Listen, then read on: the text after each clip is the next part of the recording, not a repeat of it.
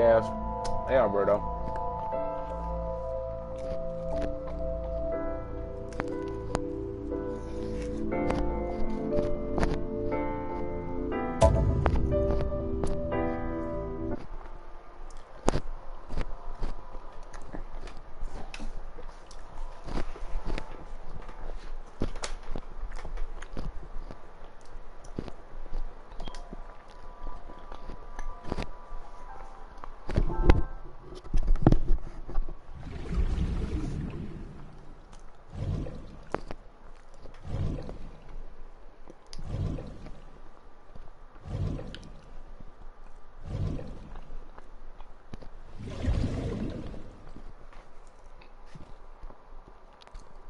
Yeah, I am.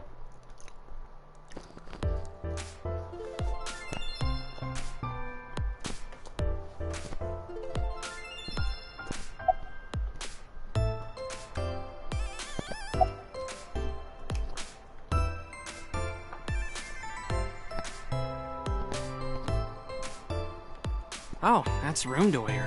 Who is that?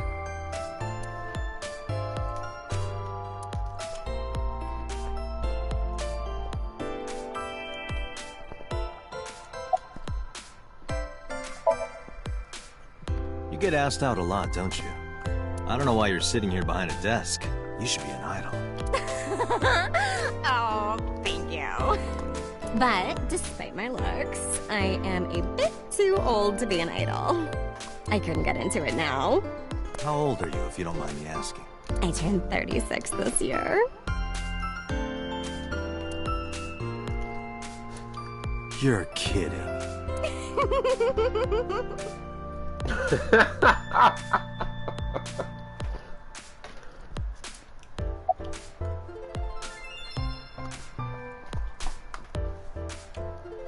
Man, I love Dante. Hey now, that's awfully aggressive. You're an alpha type, aren't you? I kinda like that. And I kinda like you. Oh, but there is one little thing you should know about me. I'm a reptilian. Is that going to be a problem? What's a What? reptilian? A reptilian humanoid alien. They are said to be shapeshifters that take on human form. Yeah, that is definitely gonna be a problem. Aw, too bad.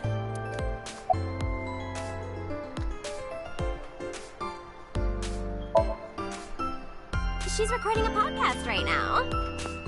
Looking at her schedule, it should end soon.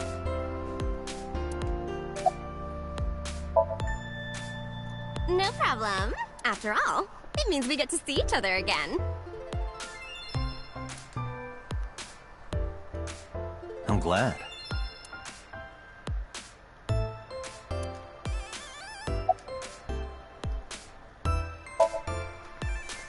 Nowhere. Just doing my normal routine. I don't know your normal routine. I went to a Dojin store to look at the new releases. Then I ate some ramen at Chiro's, and then headed over to the PC cafe to browse threads. You know, normal. If that's normal, I haven't had a normal day in my life.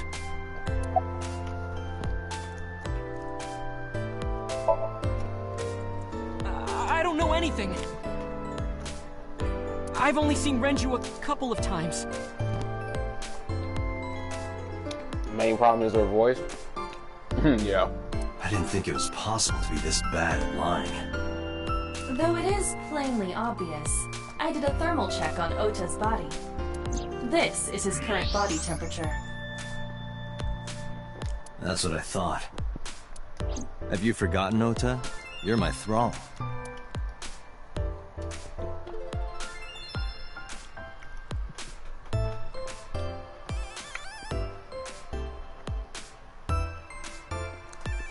Wait a second, dude. Aw, crap. I'll have to relaunch it back on here.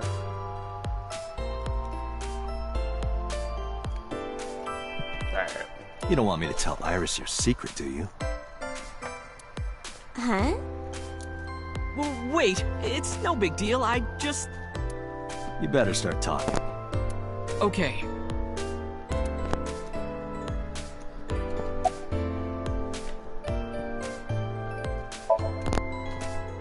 Last night, I was walking over to Sunfish Pocket, and I saw Renju come out of the building.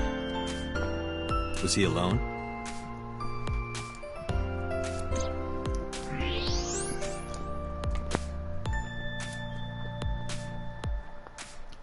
Someone was with him.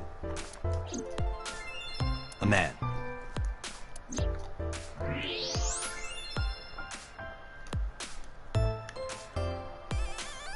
No.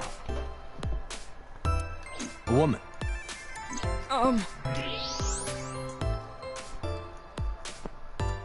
Man, this kid is a fucking disgrace. You can't lie worth shit. Okay, look. I can tell you're trying to protect her, but you have to help me out here. Was it Iris? No, it definitely for sure wasn't Tessa.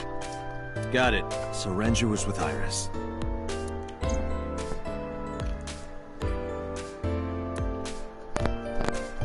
Okay, fine. There's no point in hiding it, I guess. You're right. Renju came out of the building with Tessa.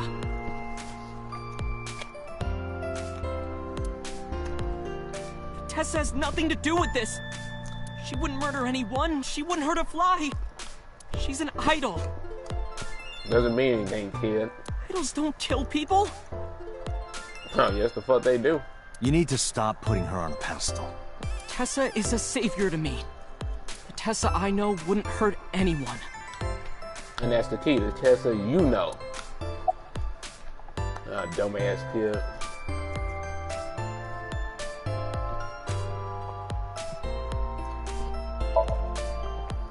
Mizuki didn't seem like she was angry with you. What? You met Mizuki? Oh, at the interrogation. That's right. He doesn't know I live with Mizuki. I have no reason to hide it, but it's sort of hard to explain. Yeah, I spoke to Mizuki at her, questioning earlier. You're sick, Date. What? Questioning? That sounds dirty. What the fuck? If I were writing a light novel, that's exactly how I would describe a sexy scene. What? What kind of novels are you writing, kid?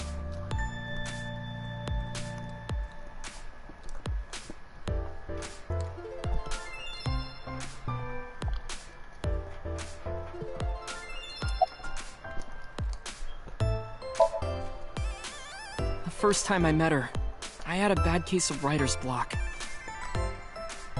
And I saw all this awful negativity online, and I lost sight of what I really wanted to write.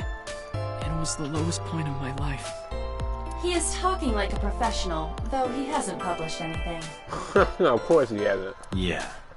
Then, by pure chance, I found a video of Tessa singing and dancing. And it made me realize something important. You don't have to care what people think, you know?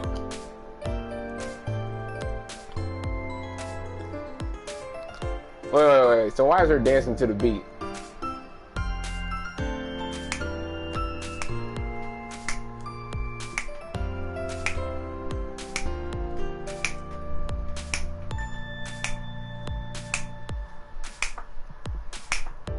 If you do your best at what you believe in, your message will get through to people. That attitude is something all great creators need to have. Wait, hold up. Let me see that again.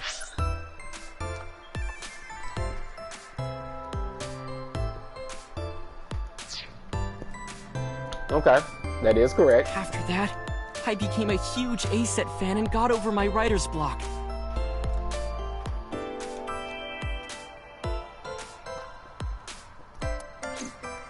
And I know I'm not the only one Tessa has inspired.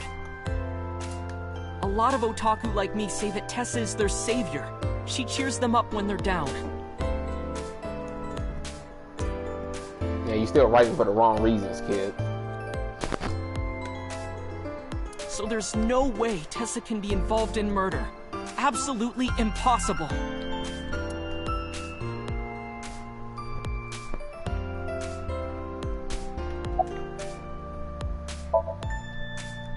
But do you suspect her? I need to hear her side of the story. If I do, I might find out she's totally innocent.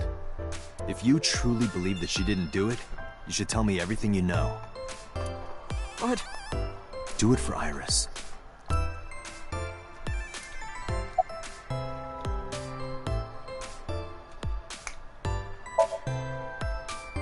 Around 6:15, I guess. Where did they go? I didn't see.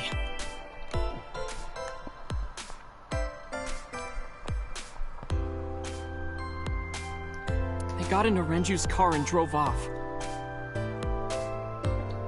What did you do? I went inside Sunfish Pocket, but I saw a sign that said the entire club was reserved. I figured I would just go home.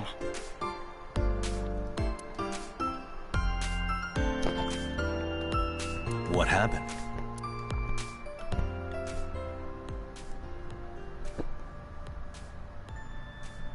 Date.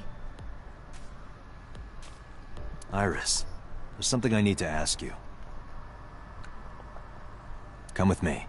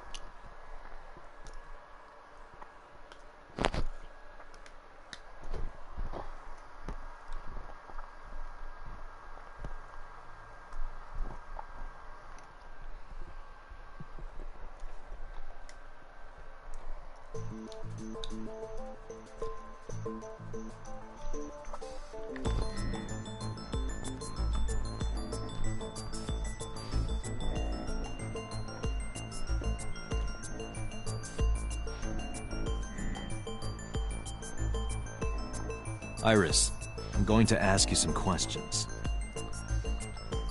Please answer honestly.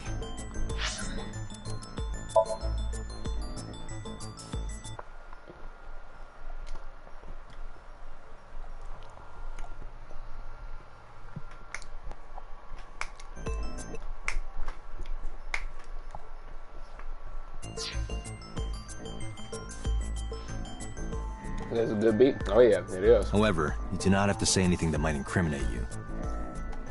The right to remain silent? You're treating me like a criminal.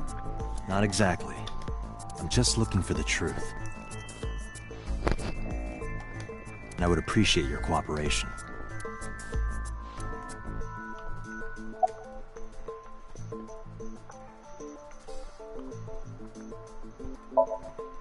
What were you doing from 7 to 9 last night? I was at home the whole time.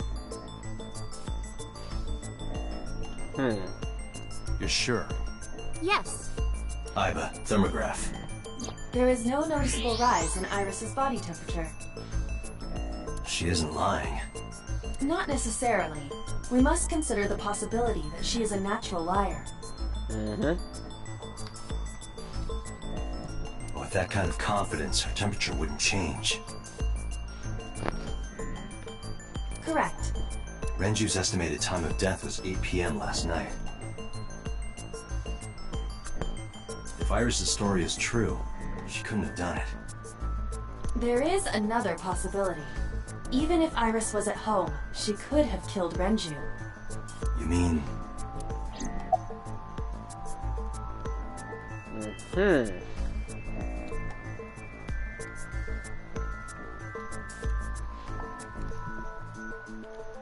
Okay. I'll ask again. You are sure you were at home around 8 p.m. yesterday? Yes. Can I ask your mother about your alibi? You can, but there'd be no point. Why is that? My mom wasn't home. She came back home early this morning. This morning? Wyatt. Yeah. Where was she? I don't know. Bullshit. You don't know.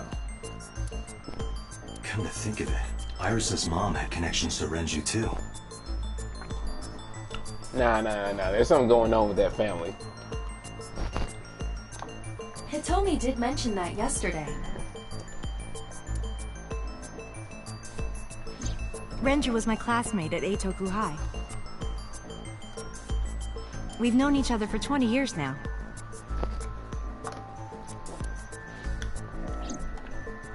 However, we have nothing to link her to the case.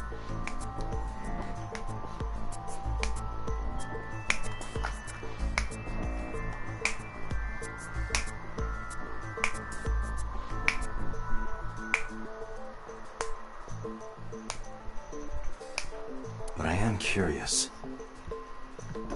What was Hitomi doing last night? Okay. Let's see.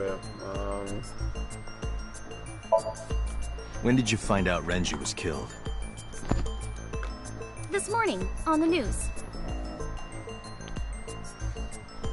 Oh, really? And you were with Renju last night? You didn't think to call the police and inform them of this? Oh, sorry. Is that something you're supposed to do? What? Bitch, why the Oh, no. I had a podcast to record this morning, so Oh, that was more important, huh? if I went to the police, I'd be late. And that would cause everyone a lot of trouble, you know?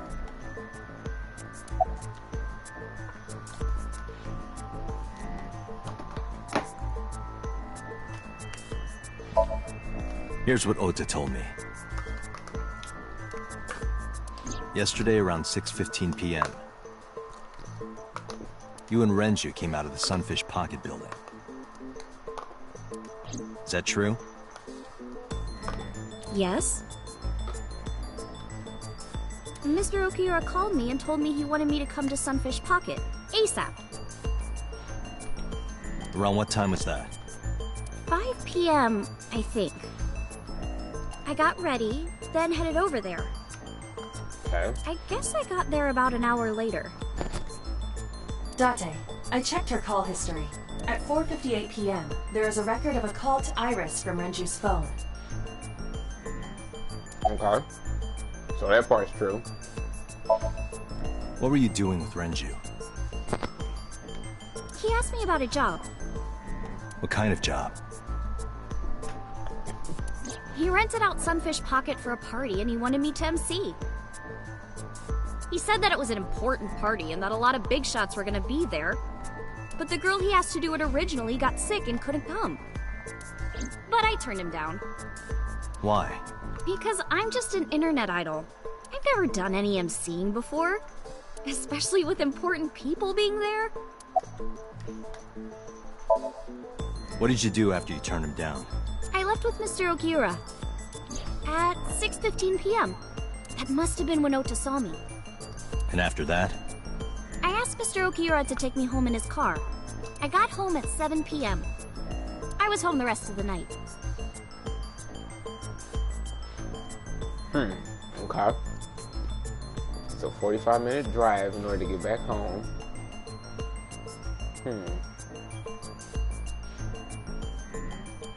What do you think, Iba? I cannot detect any contradictions. However, her story appears almost too organized. Exactly. Human memory is ambiguous. Yeah, it sounds like she practiced this. Her use of exact times leads me to be suspicious. That's true. If you were telling the truth and you were trying to remember something, unless you have a really good memory and it's obvious, still, like, there would be some ambiguity in your statements. Because some people be like, I guess it was around this time, or nah, they never have an exact time. And plus, based on what she's gathering from me, yeah, she's trying to fill in the gaps.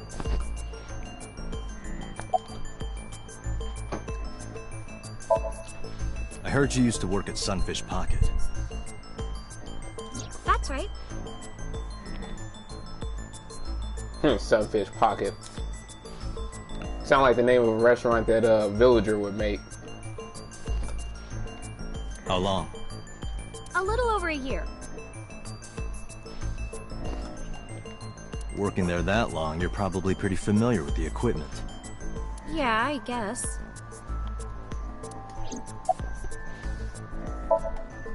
What about the surveillance camera? Do you know where those tapes were stored? What are you trying to say?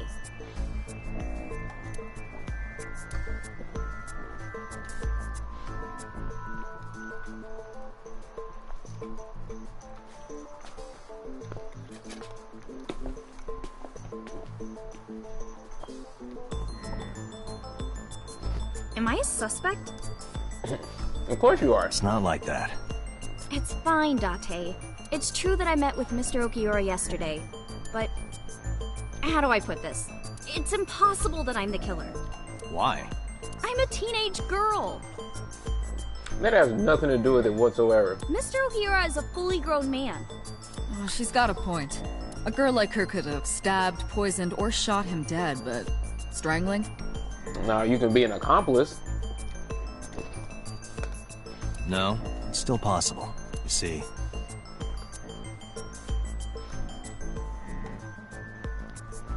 Oh? Ooh, hold up.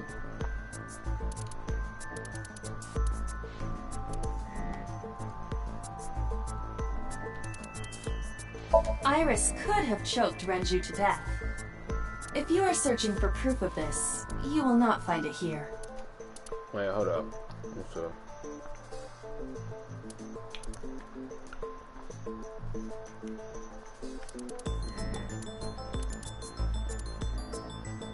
what's this? Autopsy? Where?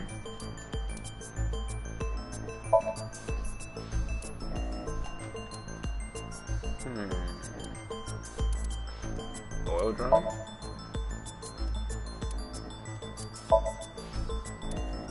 Wait, what? Iris could have choked. If you are searching, you will not. Hold on. A heavy concentration of sedatives were discovered in Renju's body. Renju was practically in a coma before he died. He wouldn't have struggled. So, Iris could have strangled him. Wait a minute. Even if I was somehow able to kill him, the rest of it is impossible. The rest of it? Like hanging up his body? How do you know that? What do you mean? It's all over the news. That's true. Renju weighed about 160 pounds. He looks really tall. Why does he only weigh 160? Okay. Even if she used her entire body weight, I don't think she could have hauled him up. Right. It would be hard for her to do it with her strength alone. But with a little ingenuity, it could be done. Ingenuity? Mm-hmm.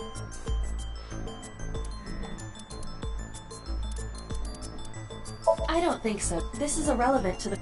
Wait, hold up.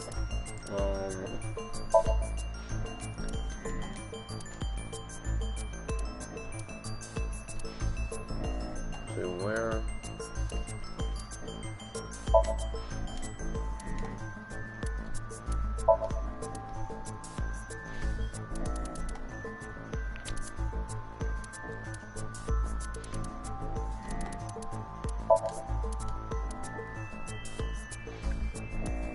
Right. How come it's not this one? That's weird.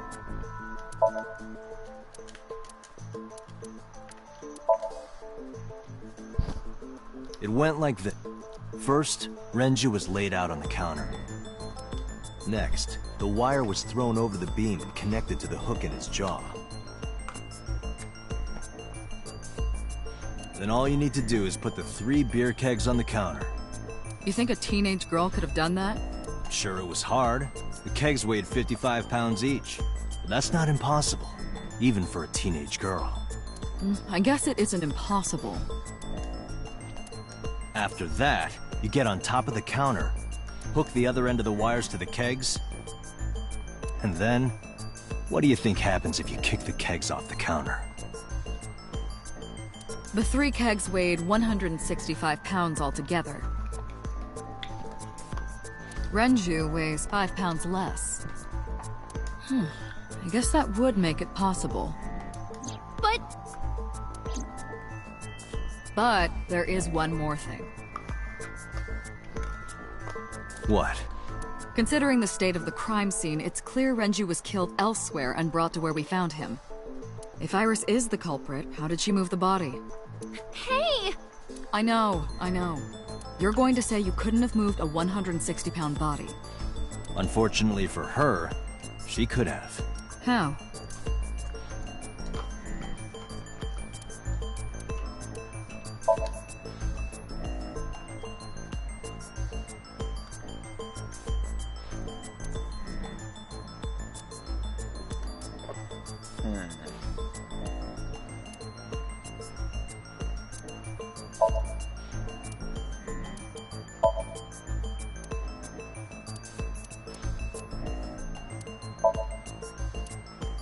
Wait.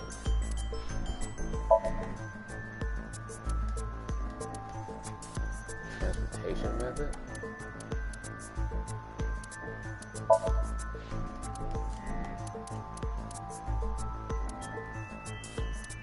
You have to prove that Iris could have. That is your current task. This will not help you. Wait, what?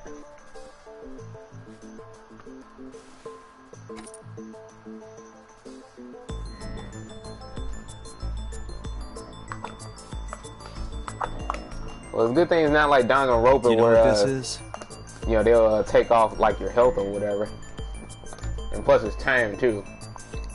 At least I don't have to worry about that type of pressure.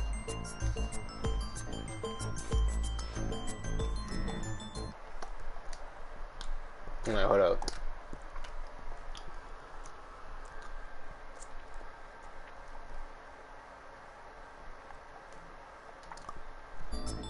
The watch was inside. Yeah. It's Renju's favorite watch. This was discovered inside an empty oil drum at Sunfish Pocket. Hey, Date, I know you're on a roll right now, but could you please report things like that according to protocol? What are you trying to say? I'm saying it wouldn't be so hard to move a body if it were in a cylinder. You would just have to roll it. So you're saying Renju's body was moved inside the drum? Which is how the watch came off. But the suspect didn't notice it. I'm not saying anything for sure. Just pointing out that it's possible. I didn't do it! You don't even have any witnesses! If I were rolling an oil drum in the middle of the street, people would have noticed. You could have put it in a car and driven it. I don't have a license! Doesn't mean you can't drive. Even an AI can drive nowadays. Are you mocking me? Don't make sudden outbursts like that. You Brad. insulted me. Just be quiet. Who are you talking to?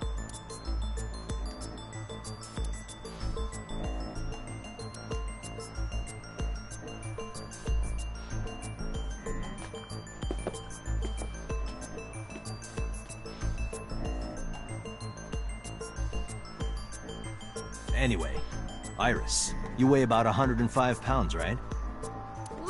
Where is this coming from?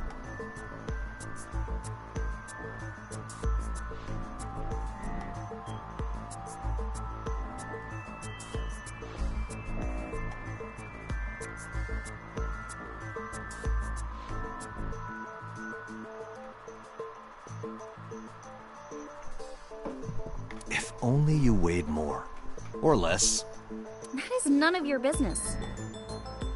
No, I mean that your weight is relevant to the case. If the oil drum was used to transport the corpse, then the possibility of the suspect being around 105 pounds is extremely likely. Why do you say that?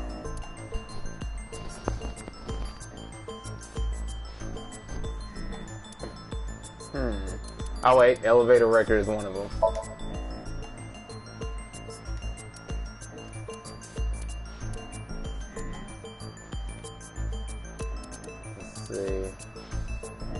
The autopsy determined that Renju vacated his bowels for muscle relaxation upon death.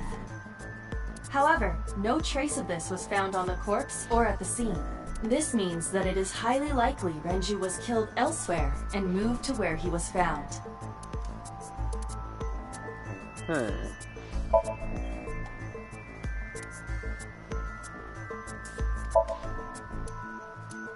Yep, that, and then And then the oil drum?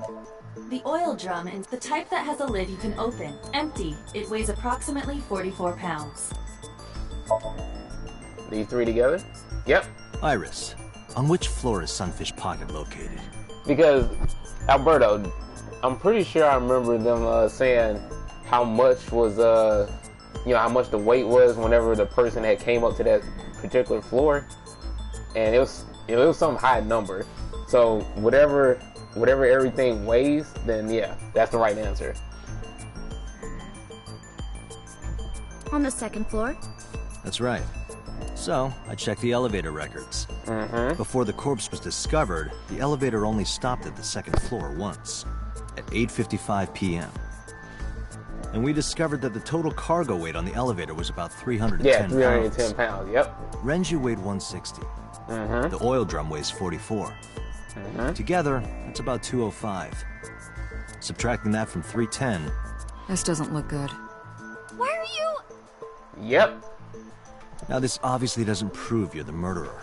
A lot of people weigh 105 pounds. Or someone could have put 105 extra pounds in the elevator, sent it up, and taken the stairs. To throw us off the trail. However...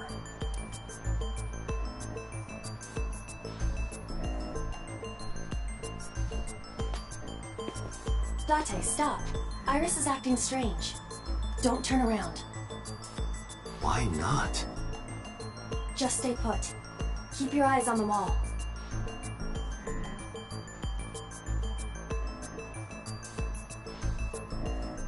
Huh? There are several cameras in this room. 2 surveillance cameras installed at the corners of the ceiling, and 1 camera on a tripod. I hacked each to gain access to their recordings. Look at this.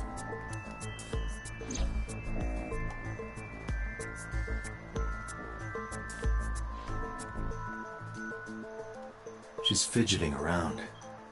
Is she doing something under the desk? That's what it looks like. But we need to confirm something before we confront her.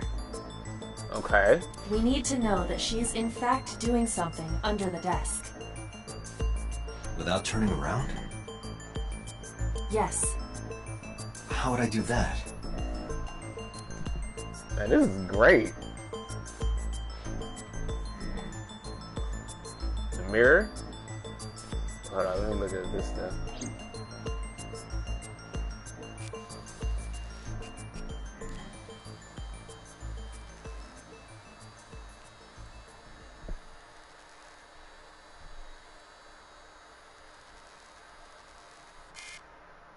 Shit.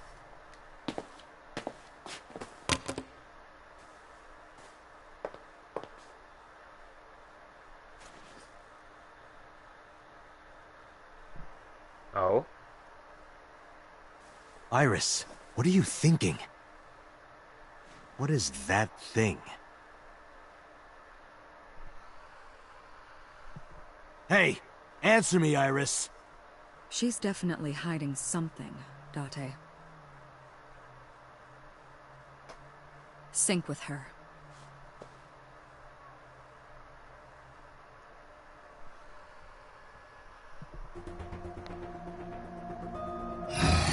Iris is experiencing REM sleep. Medication is working perfectly. How about it, Date? Think you can do it? Not a problem. Get it started. The time limit is 6 minutes. So before time is up, I know. then let's begin.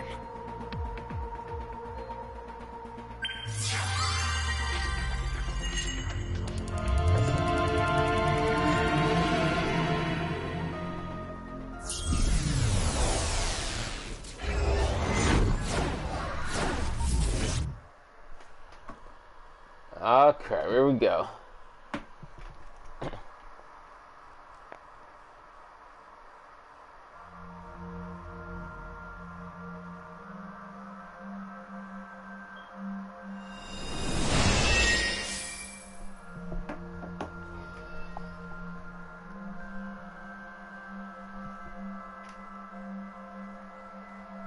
What is this place? It looks depressing. How is this related to Iris? Unknown, but there must be a connection. Iris, what are you hiding?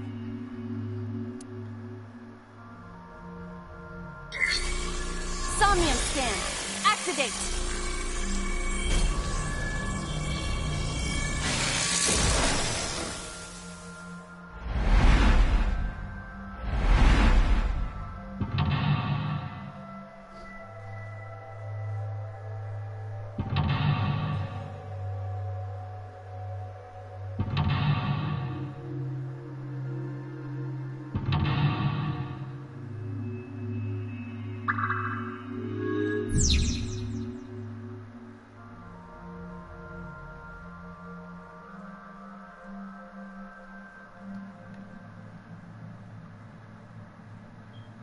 Wait.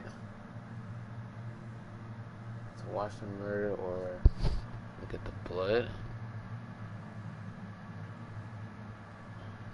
What's that over there? So wait, that must be the blood.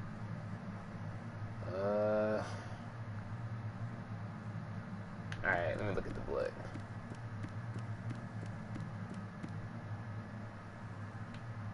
Wait. What? Oh wait, alright. Let's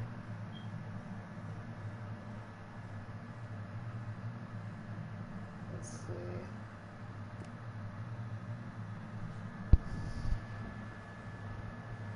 It's a good thing time, well, not completely stops, but it almost stops whenever I'm standing still.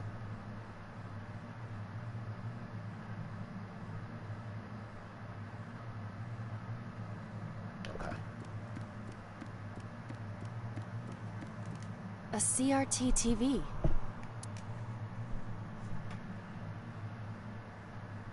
Spin the dial.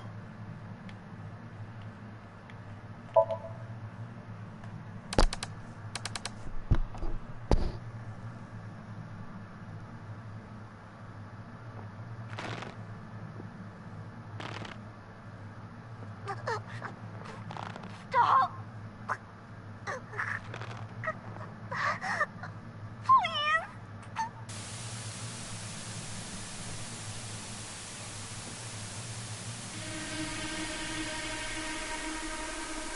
What is this video? It is difficult to believe, but these are the faces of the victims of the original Cyclops killer.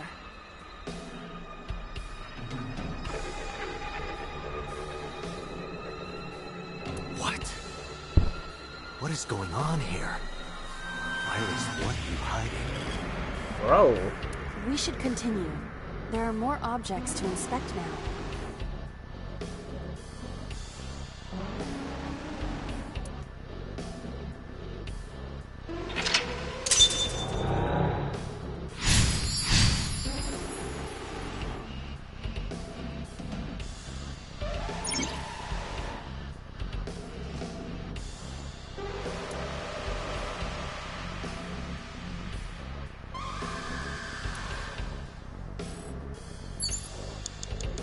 Oh shoot. So okay, so there's a gun, a mirror, doors.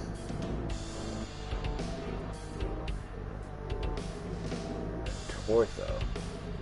And an oil drum up there. Okay.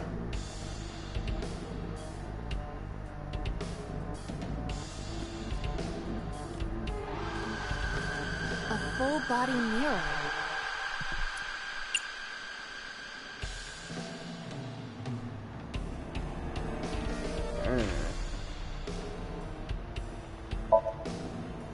A torso in the reflection. A torso? Not you? Is there any meaning to this? Can't say. But what is going on?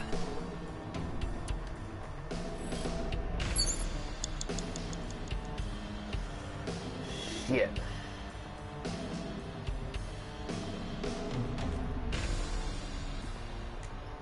torso with a head.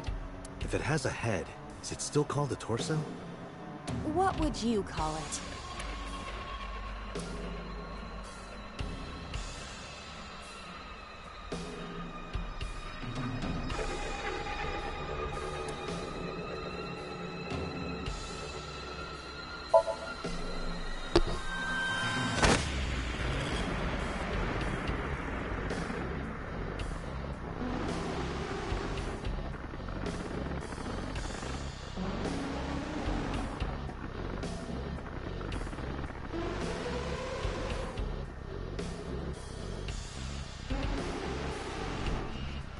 My consciousness is being affected. While I was unconscious, the room changed. What the fuck? I'm tired of this. We have no choice but to investigate.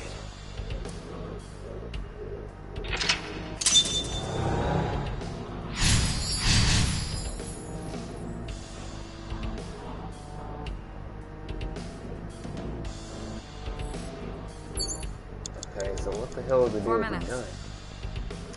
A revolver. Is it real? It appears that way.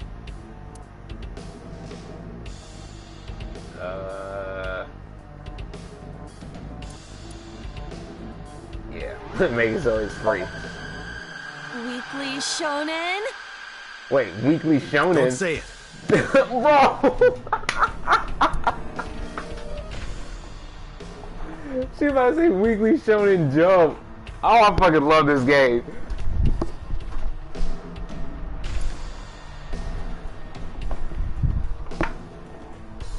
I did the best I could. I am not a cyborg, and thus I cannot reach that height. This is not my fault. Nobody's blaming you.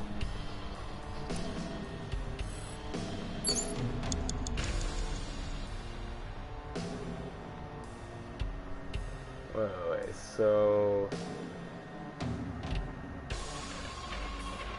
Wait, what the hell is that?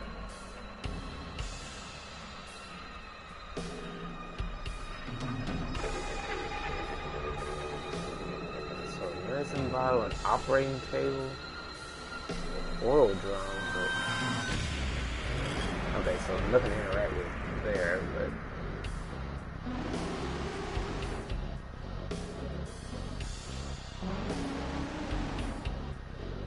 TV is over there.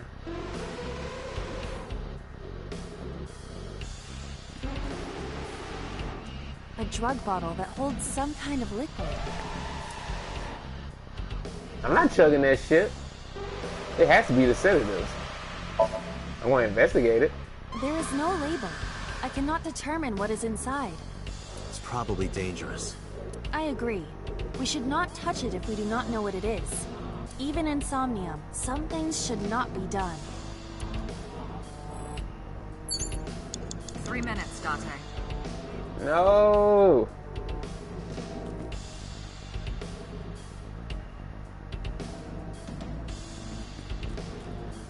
An operating table.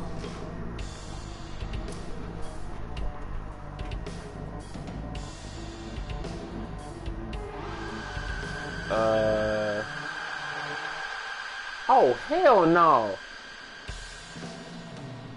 Perform surgery might be the right answer, too. So if I do that, it'll make all my time expire. Fuck.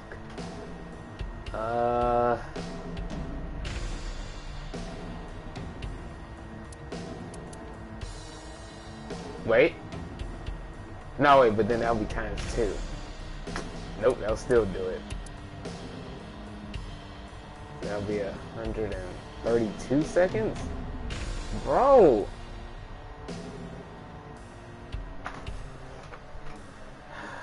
I have no time left. Wait. Let's make this free. Yeah, let's make this free.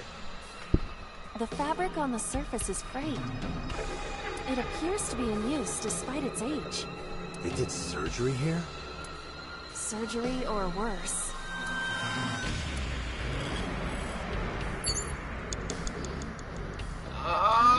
No! Let's see. Wait. Watch that TV. I wonder about that one.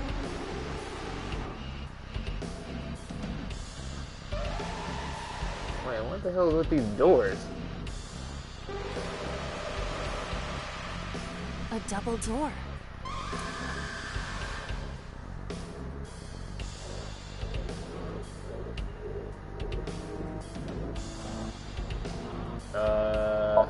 Sure, let's tackle it.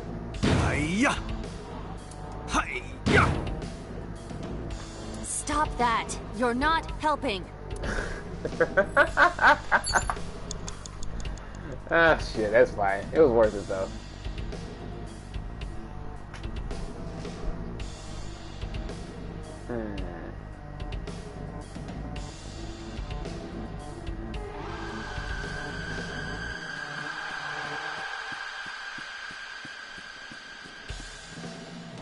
An old television.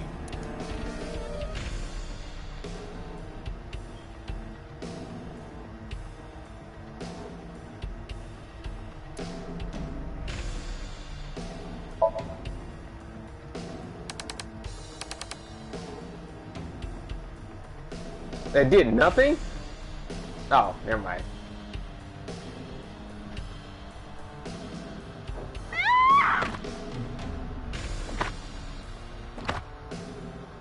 Damn!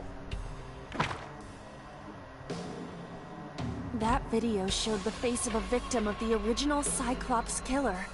It appeared to be the second victim. What is going on?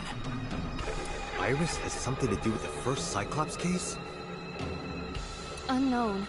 I do not have enough information. Guess that means we have to investigate more. Indeed. The oil drum, shelf, and another torso have been added. Let's go.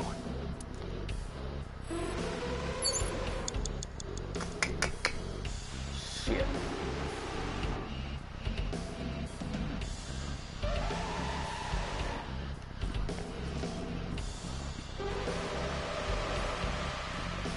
What's this? Only a shelf.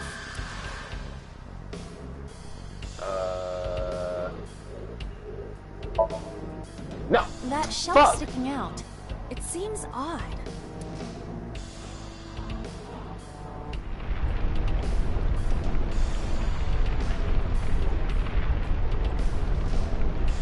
Wait.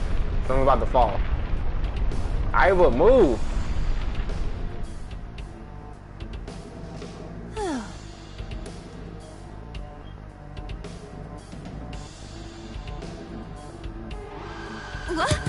What happened? Okay, good. It didn't hit her. A metal ball must have fallen off the shelf. Wait. Alberto. Shot put? You remember, you know what I'm talking about, right?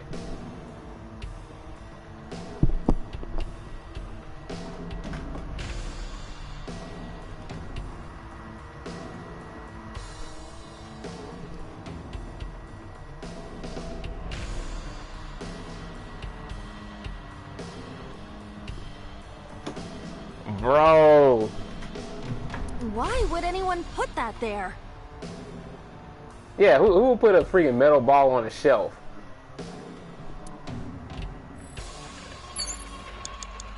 You have 1 minute left. Okay, fuck this. I gotta go for this. A torso similar to a fashion mannequin.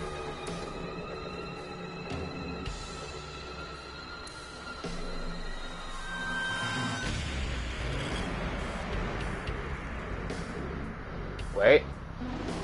Are you serious?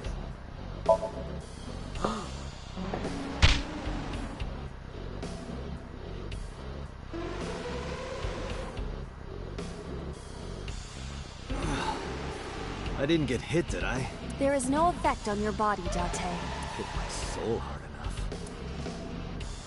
While you were unconscious, a television and an old book appeared. I want to get off this ride. If my calculations are correct, it will be over soon. Let's hope you're right.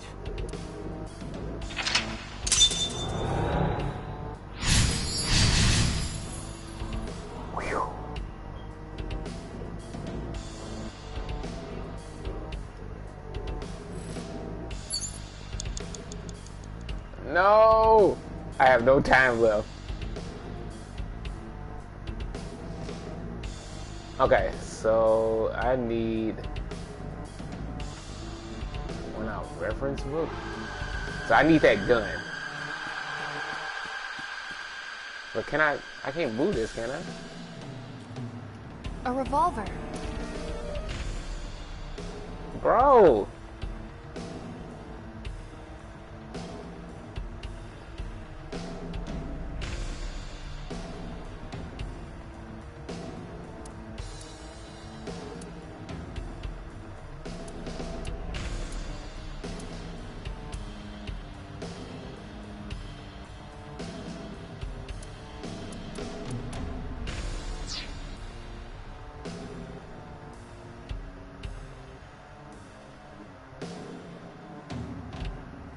A revolver. Ah. It is a pistol. It appears to be fixed with a vise. Why would this be here? What's this? The trigger. There is a stick in the hole of the trigger guard. That's suspicious. It's over. Date, we're out of time. Damn! What the hell is this place? No!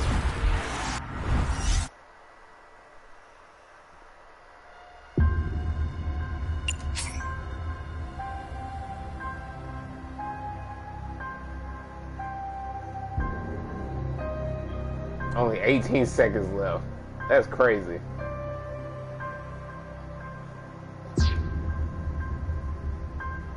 Should I restart from the beginning? Yeah, I'll restart from the beginning.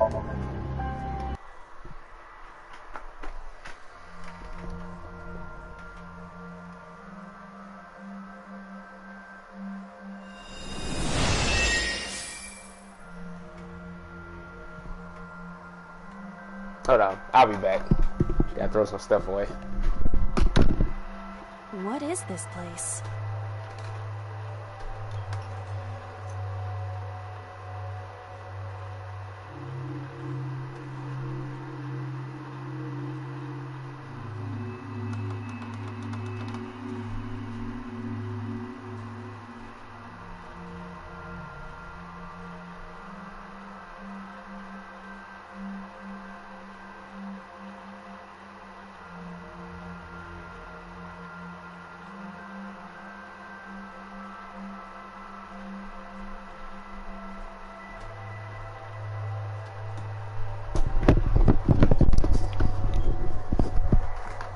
All right. It looks depressing.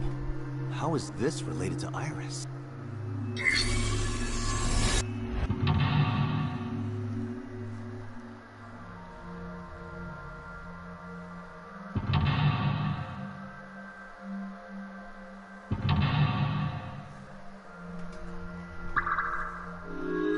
Thank you, Alberto. Okay. A CRT TV.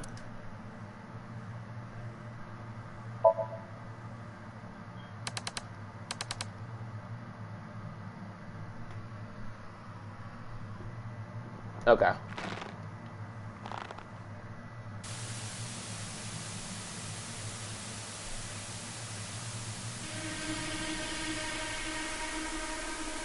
What is this video? We should continue. There are more objects to inspect now.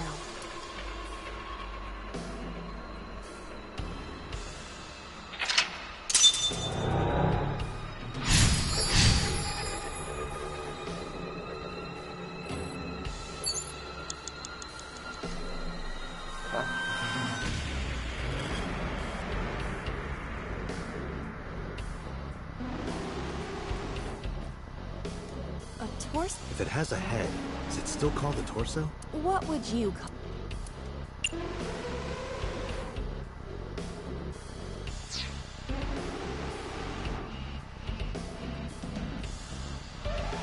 A full body.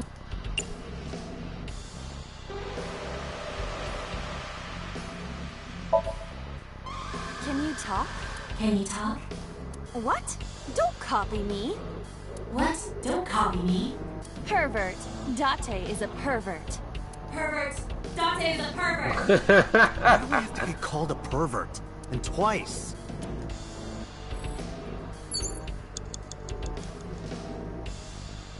Four minutes. A torso with...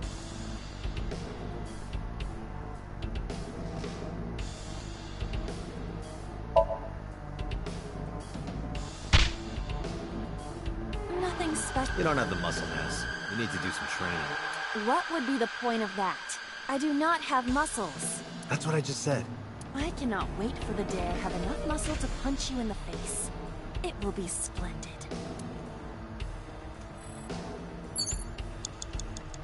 A torso with a...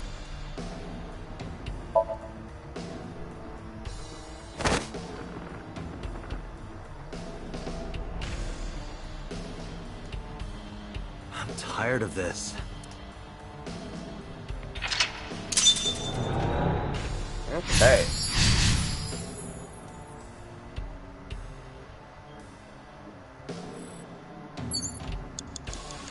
Let's go straight for the operating table. An operating...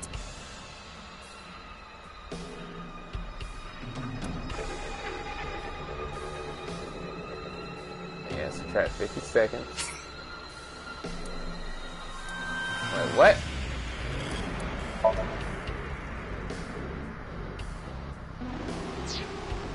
Bro, why?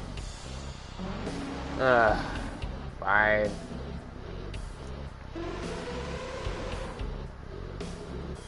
Let's see. So I gotta go back to this one again. An old I just want to see what it does.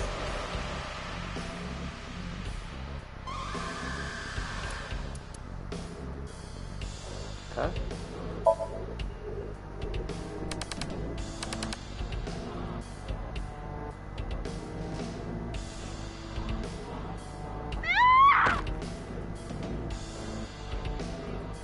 That video showed the face of... It appeared to be the second... What is going on? Iris has something to do with the first Cyclops case? Unknown. Guess that means we have to investigate more. Indeed. The oil drum?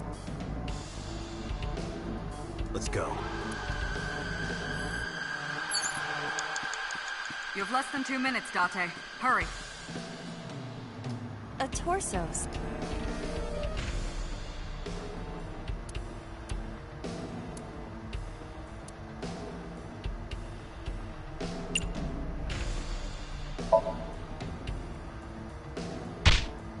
While you were unconscious, a television and an old book appeared.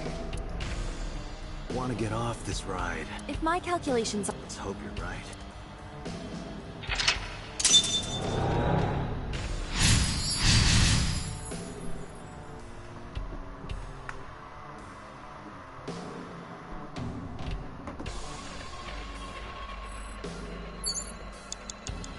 You have 1 minute left.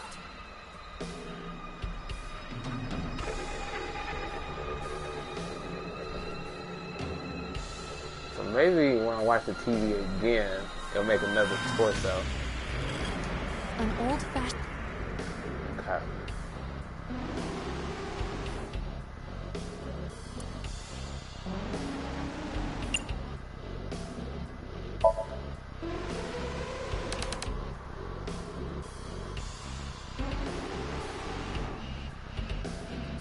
Please.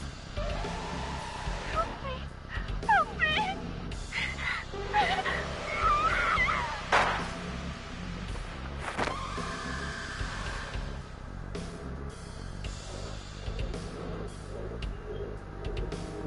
This was the third victim of the original Cyclops killer. Why does Iris know that? There is a possibility that she saw it online or on TV. She even reproduced the circumstances of the killing. Would her imagination explain that? Date, we have no direct evidence. For now, we must continue investigating. Right. Date, you've got less than 30 seconds.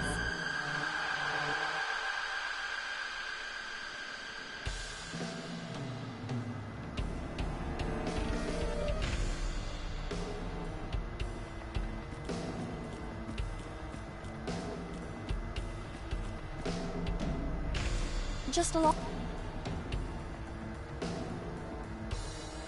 Wait, what? No. Ah, that's unfortunate.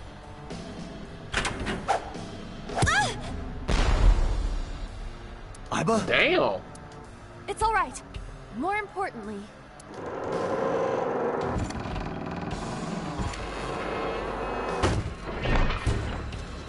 What the fuck?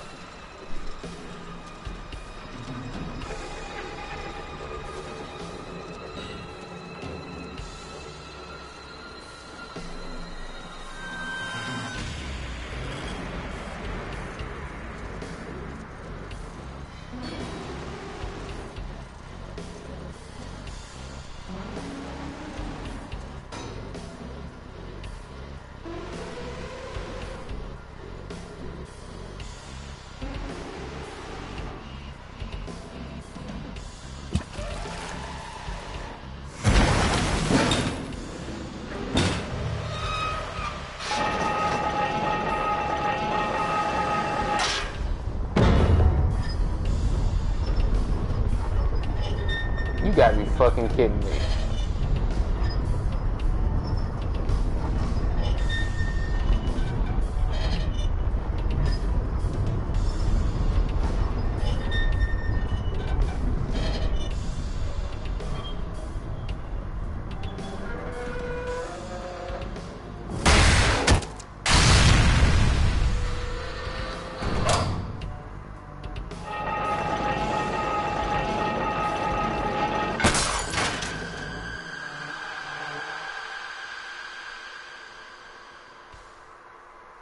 that is...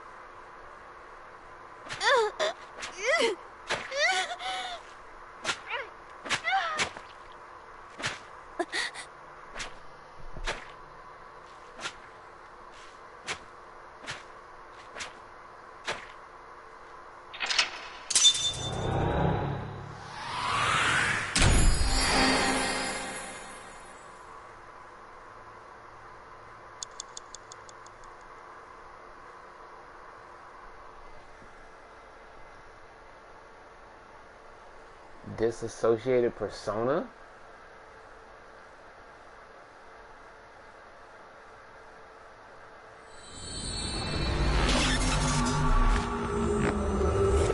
Hold the fuck up.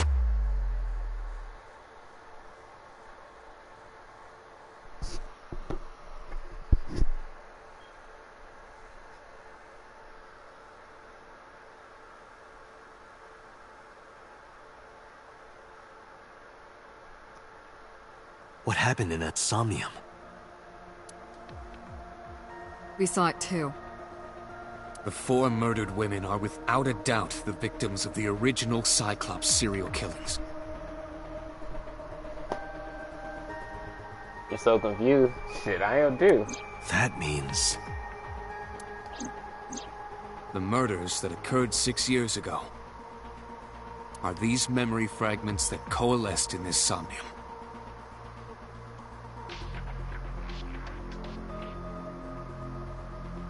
No. That means the person who killed them was...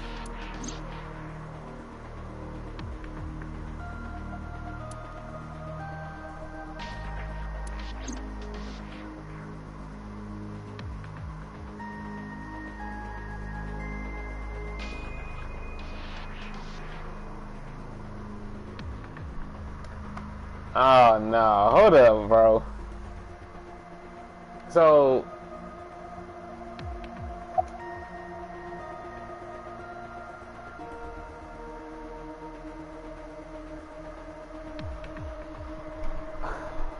wait, what?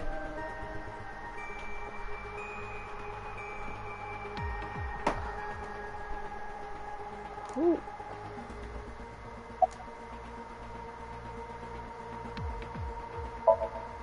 I don't believe there's any meaningful connection. Between the original and new Cyclops serial killings, I mean. Why is that? The culprit is not the same. I am absolutely certain the original Cyclops killer could not have committed these crimes. How can you be so sure? Because I can. Don't worry about it. Just trust me. In the Somnium earlier, I saw someone else who might be the criminal. Who was he? I wouldn't know.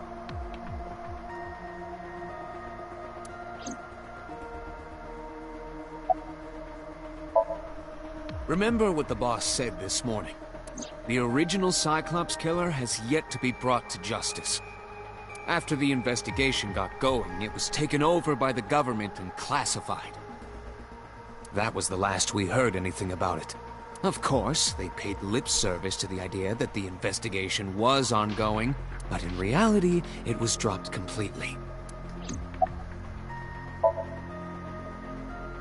The Sinker does not always experience the somnium they expect. Dreams are pieced together from memories, even repressed subconscious ones. When using the sync machine for an investigation, we don't always see the memories we expect to see. True, oftentimes a subject will subconsciously want to express their dark secrets and repressed memories. That is why we see them so often in Somnia, and why those Somnia are so useful for criminal investigations. But this is not a guarantee. We cannot control the content of our dreams, after all. It's like I told you before. Dreams are pieced together from memory. This can be expressed as an equation. Dream D equals memory A plus memory B plus memory C. This, of course, means that Dream D is a fictional event. However, the same cannot necessarily be said about memory A, B, and C. Those happened in reality. In other words, fiction is built from combinations of reality. Yep, and that's true. So what I saw in Somnium earlier... Yes, I believe Iris actually witnessed those events.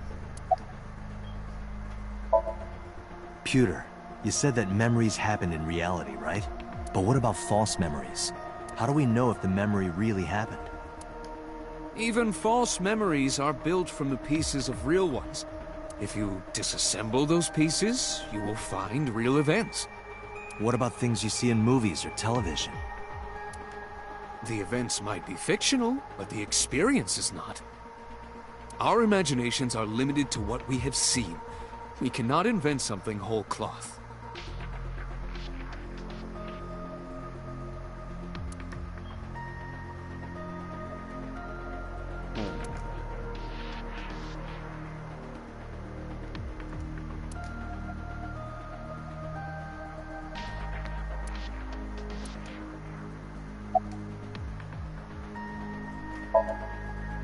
Didn't I tell you? The entire case is a state secret. No matter how many times you ask, I won't tell you anything.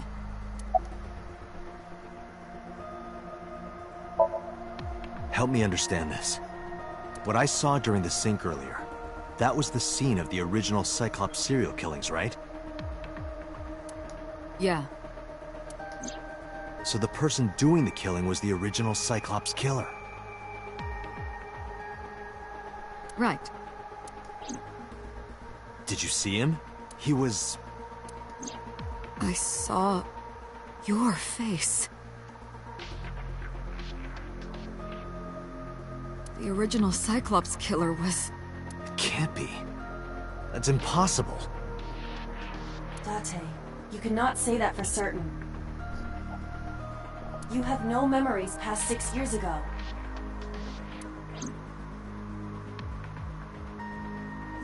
So perhaps, Mr. Date, you are the killer. You're missing your left eye, so you steal them from others.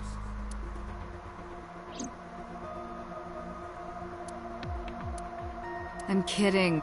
You can't be the Cyclops killer. Really? Of course not.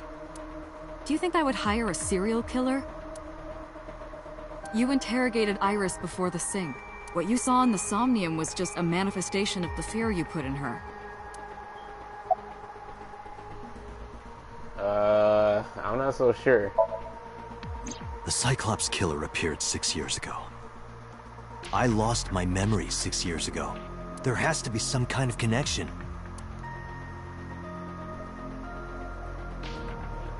There isn't. It's a coincidence.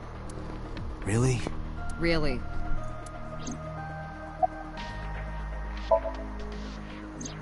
You can't dream of something you know nothing about. That means Iris must know about the killings. 6 years ago, Iris was 12. Did she witness the crime at age 12? And not just one, but all four?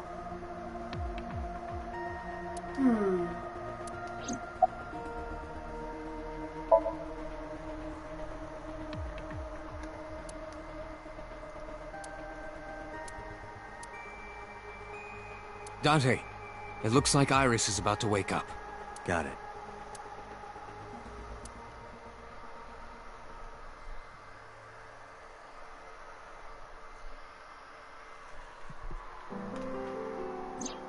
Hey, Iris. About that dream earlier. Dream? What dream? There is no point in asking her, Date. The subject of a sink does not experience somnium in the way that you do. They will not remember it. Then what about the Cyclops killer? From 6 years ago? Cyclops killer? I remember hearing it on the news, but I was just a little girl. I don't remember anything specific. You don't? No, What about the scene of the murder? I don't know. I've never been there. But...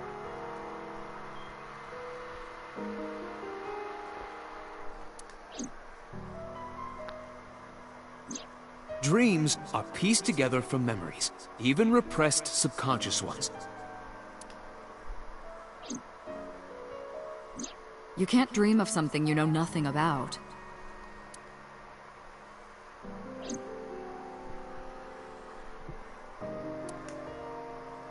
Date, could you take Iris home?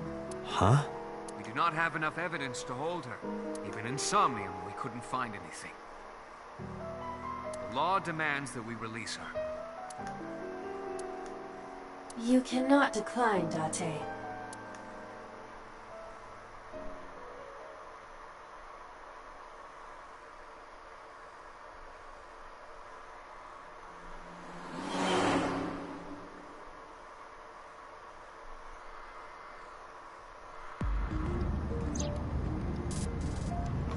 Date, could we make a stop first? Sure. Where? Marble. It's a bar in Golden Yokocho. You know about that place? Yeah, Mr. Okiura took me before. Why do you want to go there? There's something I want to talk about. We can't talk here? It might take a while.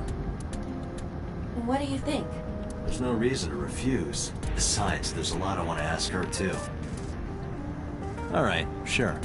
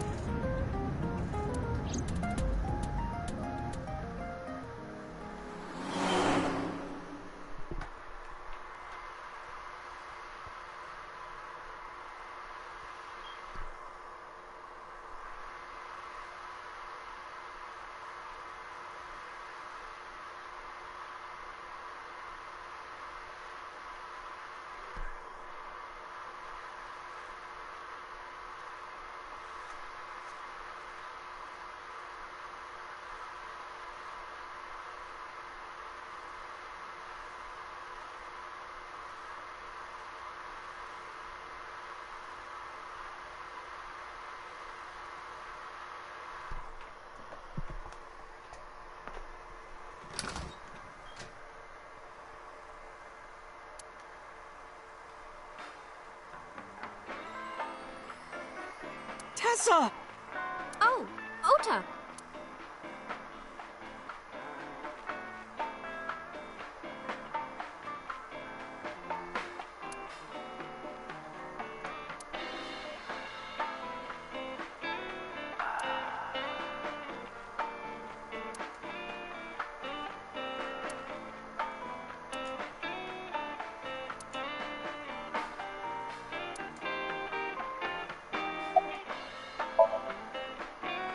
No, I didn't tell him to come. He just showed up on his own.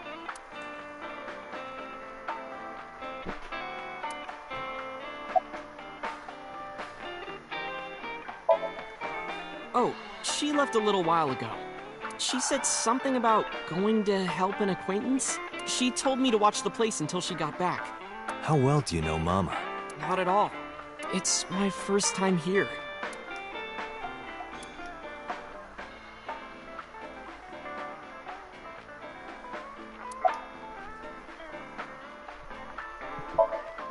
No, this is my new one. You're thinking of the one I dropped in that puddle. I was nihiling with Tessa earlier. She said she was going to Marble, so I got here just before you did. Look, I was really worried about her. She was about to be charged with a serious crime. This actually works out nicely. I want to ask you something, Ota. It's about a Nile message you sent Iris. You said you wouldn't tell anyone about that thing.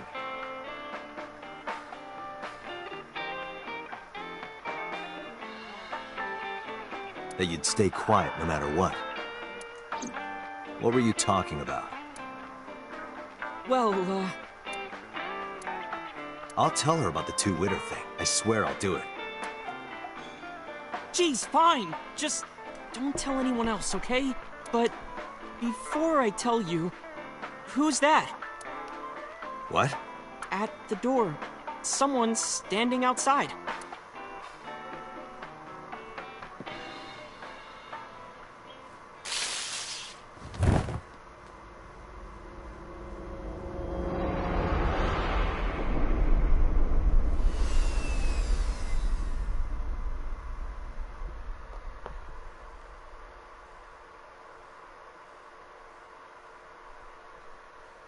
You little shit.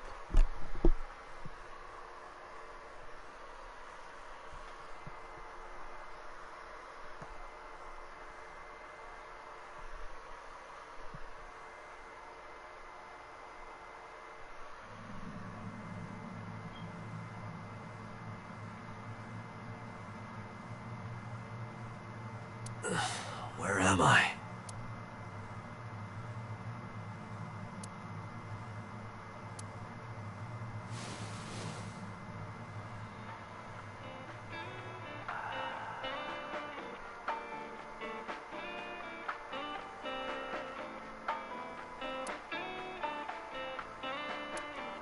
Looks like you're awake now.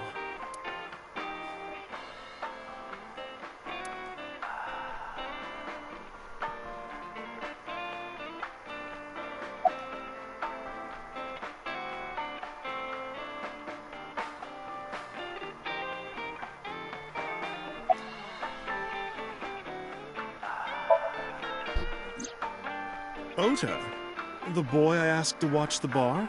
I'd say he's too old to be called a boy, but yeah. He was already gone when I came back. All I saw was you getting your beauty sleep on the floor. Damn it, Ota. What are you thinking? It appears that he took off with Iris.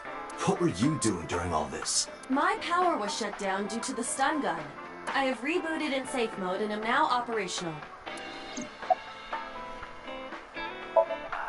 It'll be 3 o'clock soon.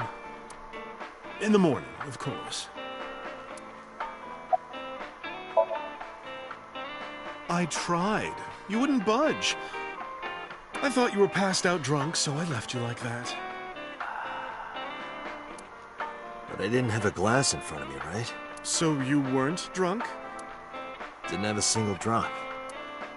Oh, I thought you were drinking straight out of the bottle. Just like the old days.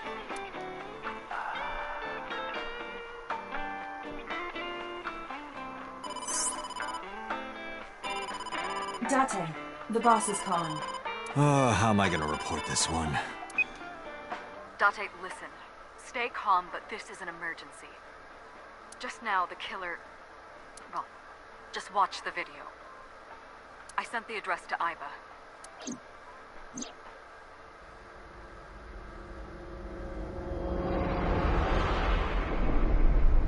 Iris.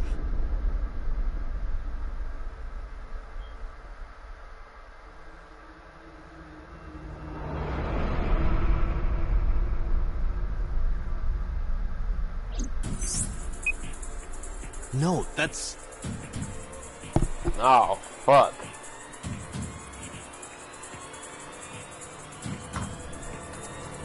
The criminal is streaming this live. Iva, the source. Identified. The Okiura Fishery Cold Storage Warehouse, Koto District.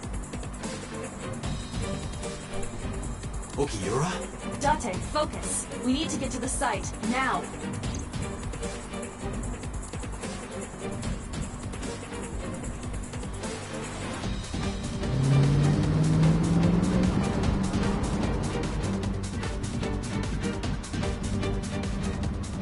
What's our ETA? Our destination is far from here. 20 minutes at the fastest. Please, please let me make it in time.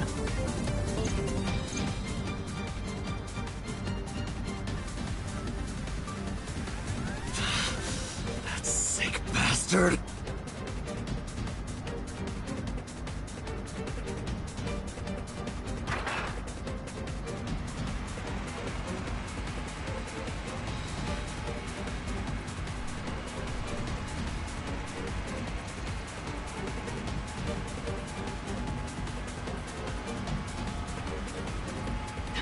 Tessa!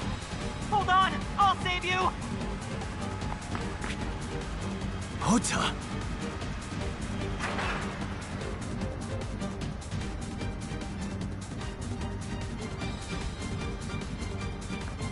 Stay away from Tessa! Ah!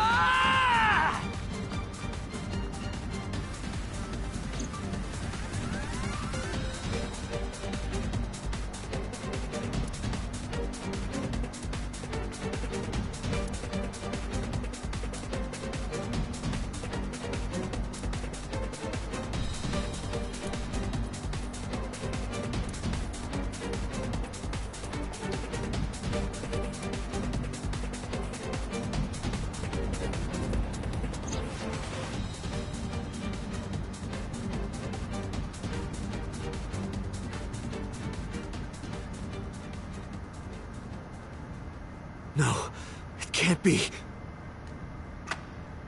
No. Stop!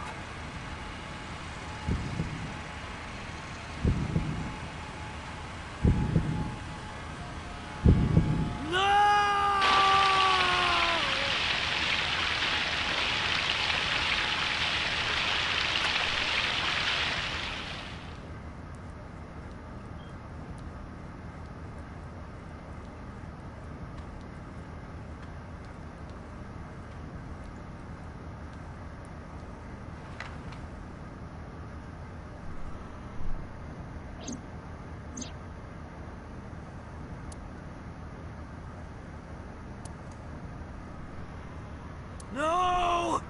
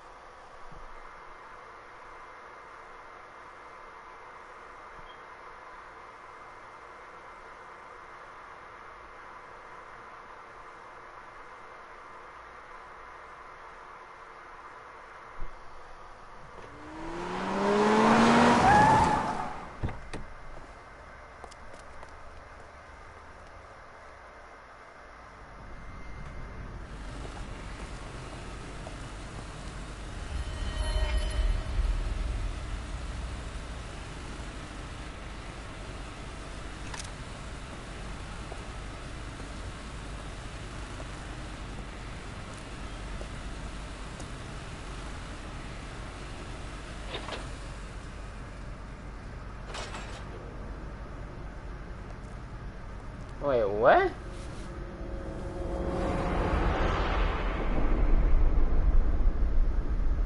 Ota.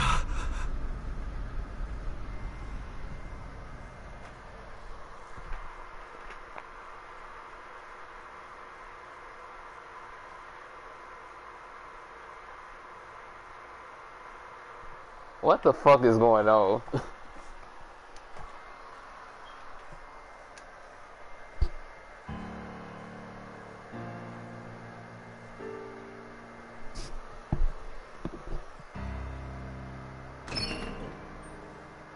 There you are. Finally. I was looking all over for you.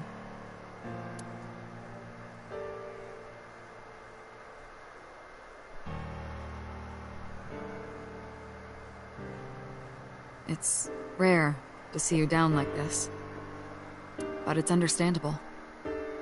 You blame yourself for this, don't you? Beating yourself up about taking Iris to Marble. And about letting Ota get the upper hand on you. Am I right?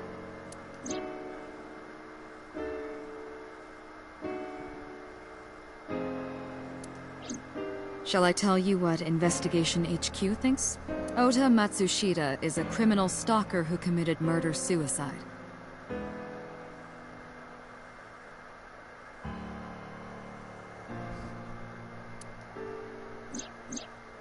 Ota had a selfish love for Iris.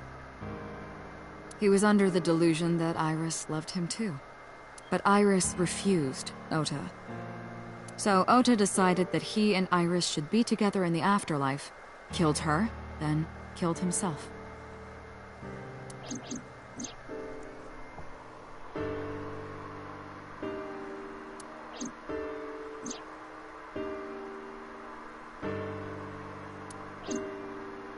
That's ridiculous. Ota would never kill Iris. And how do you explain the other two murders? Iris's left eye was hollowed out. Just like Renju and Shoko. Those three murders were definitely executed by the same person. The new Cyclops killer. There's no way that's Ota. Too many pieces don't fit. Too many contradictions, like killing Iris. Such as?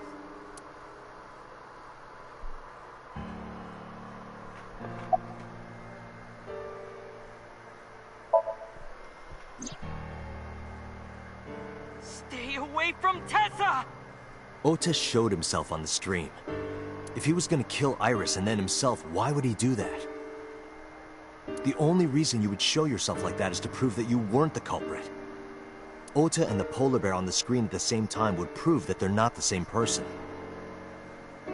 That behavior would be totally unnecessary if he was gonna commit suicide anyway. Well, maybe he wasn't planning on dying at first. After he killed Iris, he realized that he couldn't live with himself. So he lies down on the workbench and turns on the ice-cutting machine himself? I don't buy it.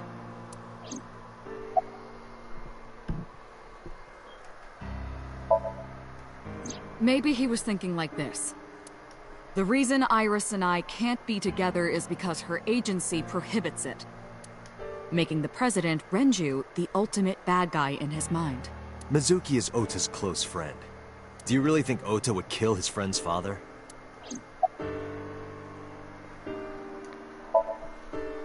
Shoko was married to Renju. Maybe he was trying to get at Renju by killing her. That's a stretch. They've been divorced for years. Ota knows all about it. He wouldn't use Shoko to get to Renju. The culprit was wearing a polar bear costume, probably to hide their identity. But if murder-suicide was the plan, the costume served no purpose. There are some additional discrepancies. I analyzed the investigation report. Judging by his wound, Ota was stabbed in the side by a kitchen knife or something similar. Are you sure? I am. Oh, I know that. Well? Ota could have stabbed himself. Maybe he thought it would be a fatal wound, but when it didn't work, he went for the ice-cutting machine. Then, shouldn't we have recovered the kitchen knife from the scene? Maybe he threw it in the ocean. Boss, come on. Ota goes out to the water, stabs himself in the gut, throws the knife over the side, then walks back to the warehouse? Well, I wasn't being serious. I didn't think Ota was the culprit from the beginning. I was just playing devil's advocate for HQ. Really? Yes, really. Anyway, Ota didn't kill anyone, and he didn't kill himself. I don't know who to trust. Here's what I think happened. Stay away from Tessa! Ota knew Iris was kidnapped.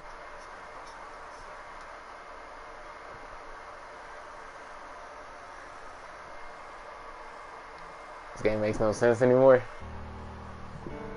Yeah, I don't know what the hell is going on. That's when he saw the culprit wearing the polar bear costume. He tried to fight him off, but ended up being stabbed in the side. He was weakened and losing blood at the culprit's mercy. The culprit forced him into the costume, then under the ice cutting machine. And then...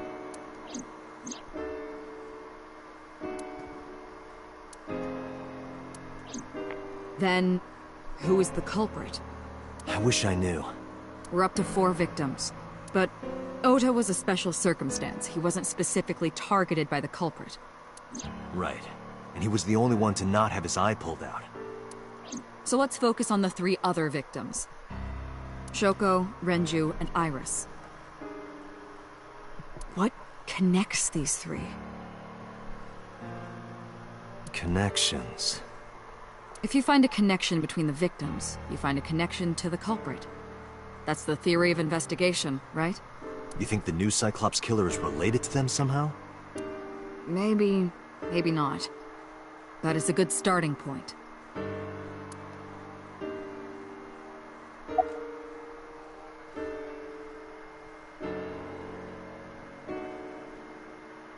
Wait, Moma Kumakura?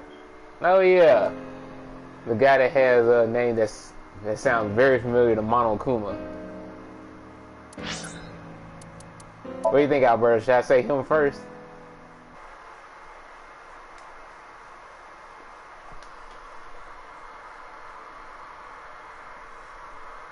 You know, because logic dictates you should always blame Monokuma.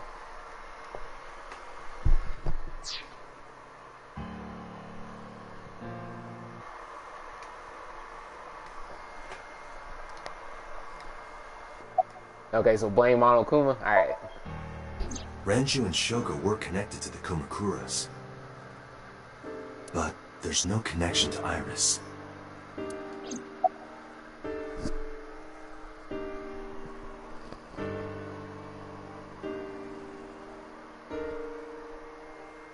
Iris's mother.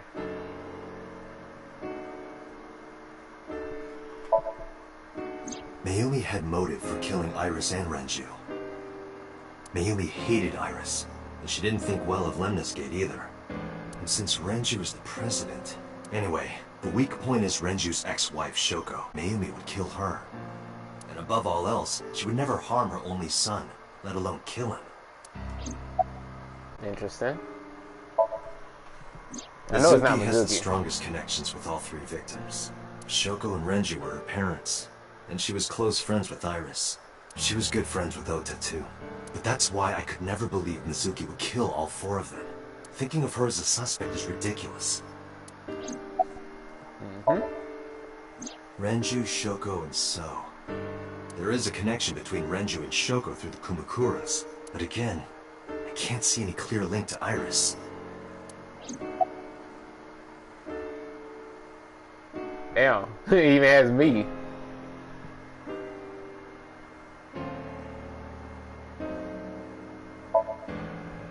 Hitomi and Renju are definitely linked. They were high school classmates, and she did say that she met Shoko twice. But I can't imagine she would kill Iris in such a gruesome way. No matter what the circumstances were, it seems impossible to me.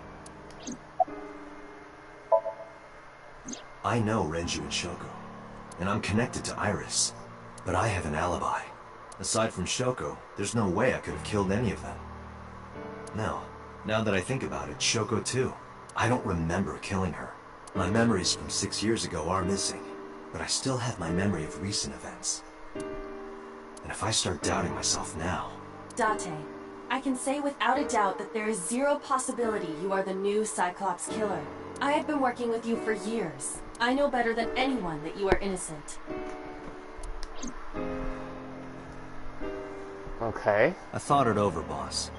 Of the people I know, I can't peg any of them as the murderer.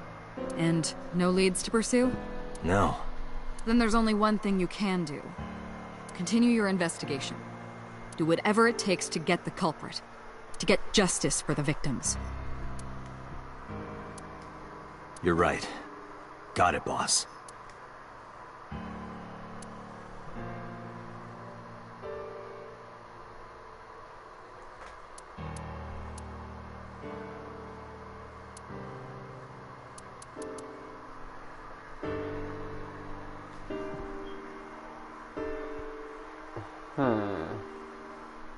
So Alberto, who do you think it is?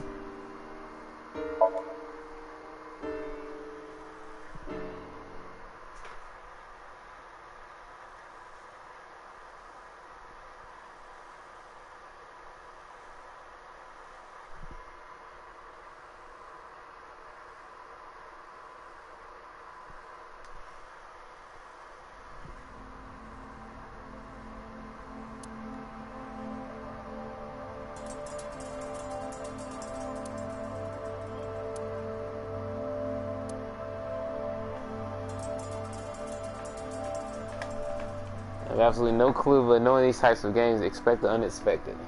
Yeah, I know. I checked this place point by point, but didn't find nothing.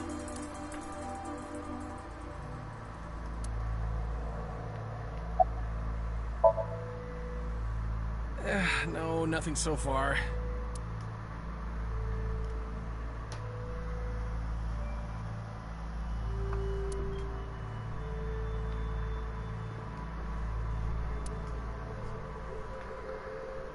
Shoot, I really don't know who it could be.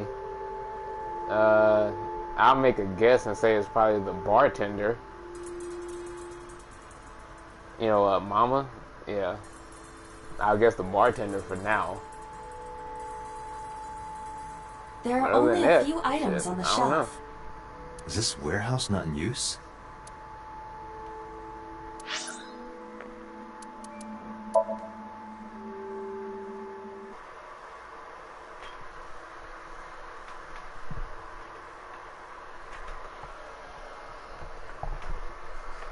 I wouldn't think it would be the boss.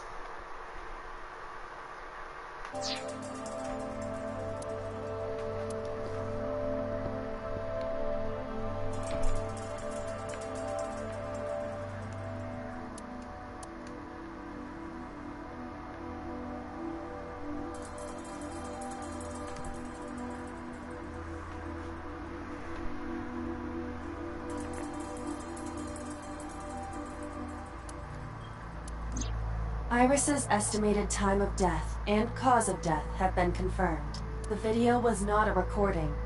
It was a live stream, filmed in real time. Which means Iris's time of death is 3:20 a.m.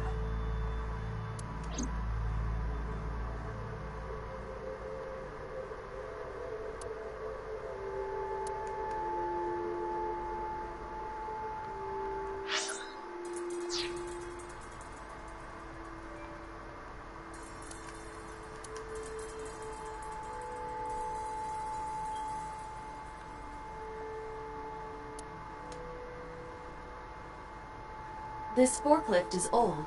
It does not appear to be functional. It has not been moved in some time. A video camera and laptop. This is what the criminal used to stream.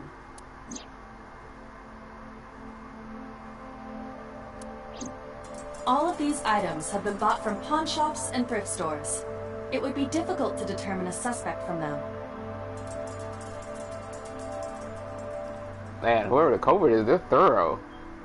Pawn shops and thrift stores? Yeah, you can't pin somebody down with just that.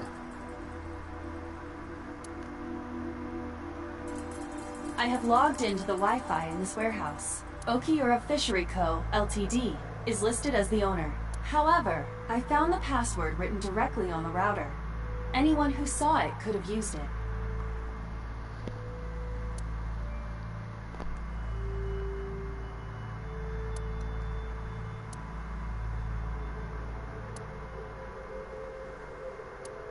Right here. Iris and Ota were... I am sure you are already aware of Ota's time of death. Just before I arrived. About 3:30 in the morning. And the cause of death. Right, about that. Ota had a stab wound from a kitchen knife in his side.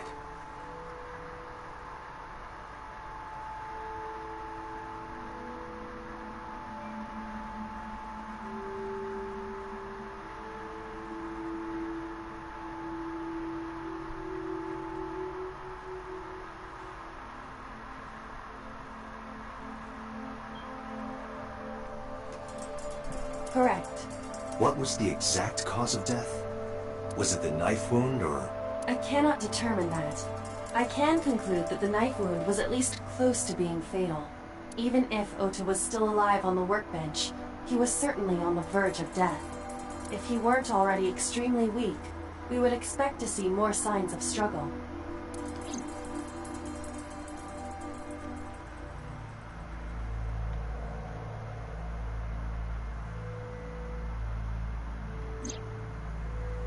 Iris also had her left eye removed. Yeah. And like Renju and Shoko, Iris's left eyeball has not been recovered.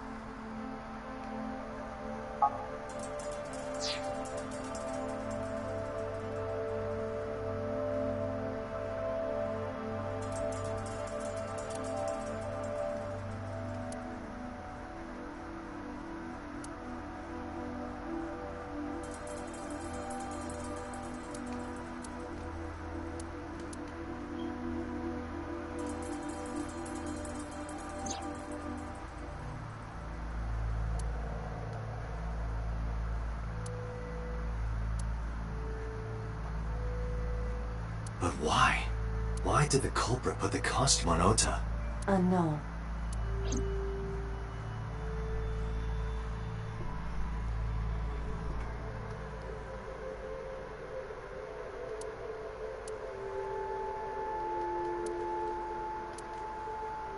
As the name suggests, the company is owned by the Okiuras, the same Okiuras we know. Renju's father created the company. Another connection to Renju. No, actually. Currently, Okiura Fishery has nothing to do with Renju. The company has been managed by office representatives for the past 17 years after Renju's father died. Renju holds no shares and is not involved in the management. In short, Renju did not inherit the company from his father, and it was instead given to other persons. But it can't be a coincidence. It certainly is suspicious. Date, we should get moving. Officers from the local jurisdiction are checking the warehouse thoroughly. We will not find anything of importance here. Yeah, you're right. You can ask CSI to inform you if they find anything. All right.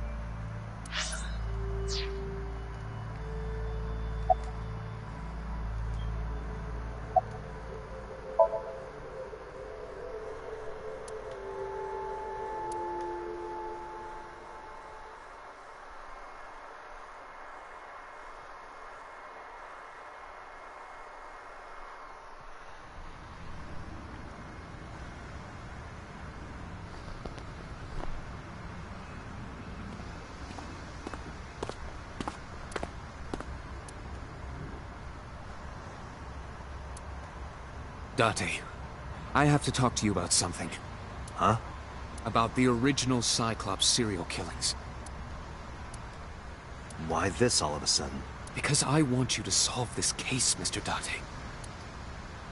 I want you to find who did this and bring them to justice. So, if I can help you, even a little... Why didn't you say anything at Abyss? The boss was there. I couldn't speak openly in front of her. So, I decided to meet you here. All right. Let's hear it. Earlier, I told you that I was completely certain the original Cyclops killer couldn't have committed these crimes. I am absolutely certain the original Cyclops killer could not have committed these crimes. Let me explain why. I'll start by telling you the identity of the Cyclops killer. Although, it's more accurate to say, killers. More than one? In the first series of killings, the culprit had an accomplice. Yep, an accomplice. That's what I was saying earlier.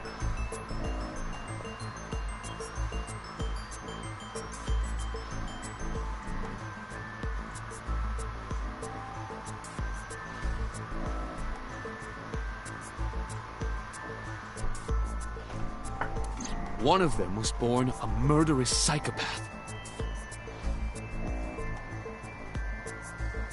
The other is Rohan Kumakura, the previous chairman of the Kumakuras. Ah.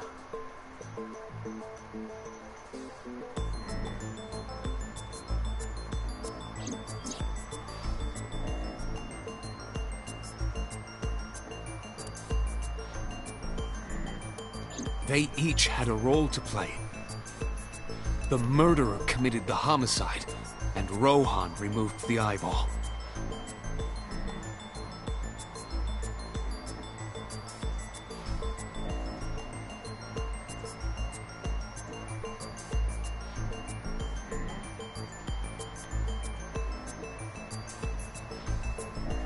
Wow, okay.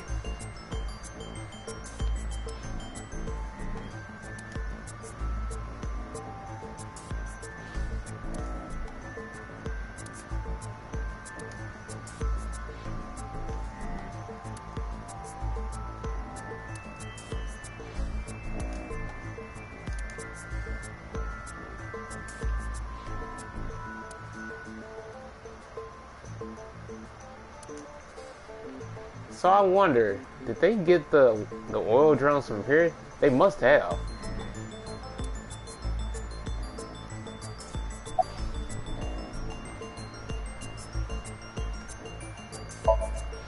That, I don't know. The details of the original Cyclops serial killings case have become nebulous over time. Even the official investigation material contains nothing of value. I am unable to draw any conclusions from them. You really have no idea? If I did, I would tell you. Oh yeah, Alberto, you got any ideas for question of the day? Because I think I need like 2 of them. Let me see. 15. Yeah, I need 2 of them.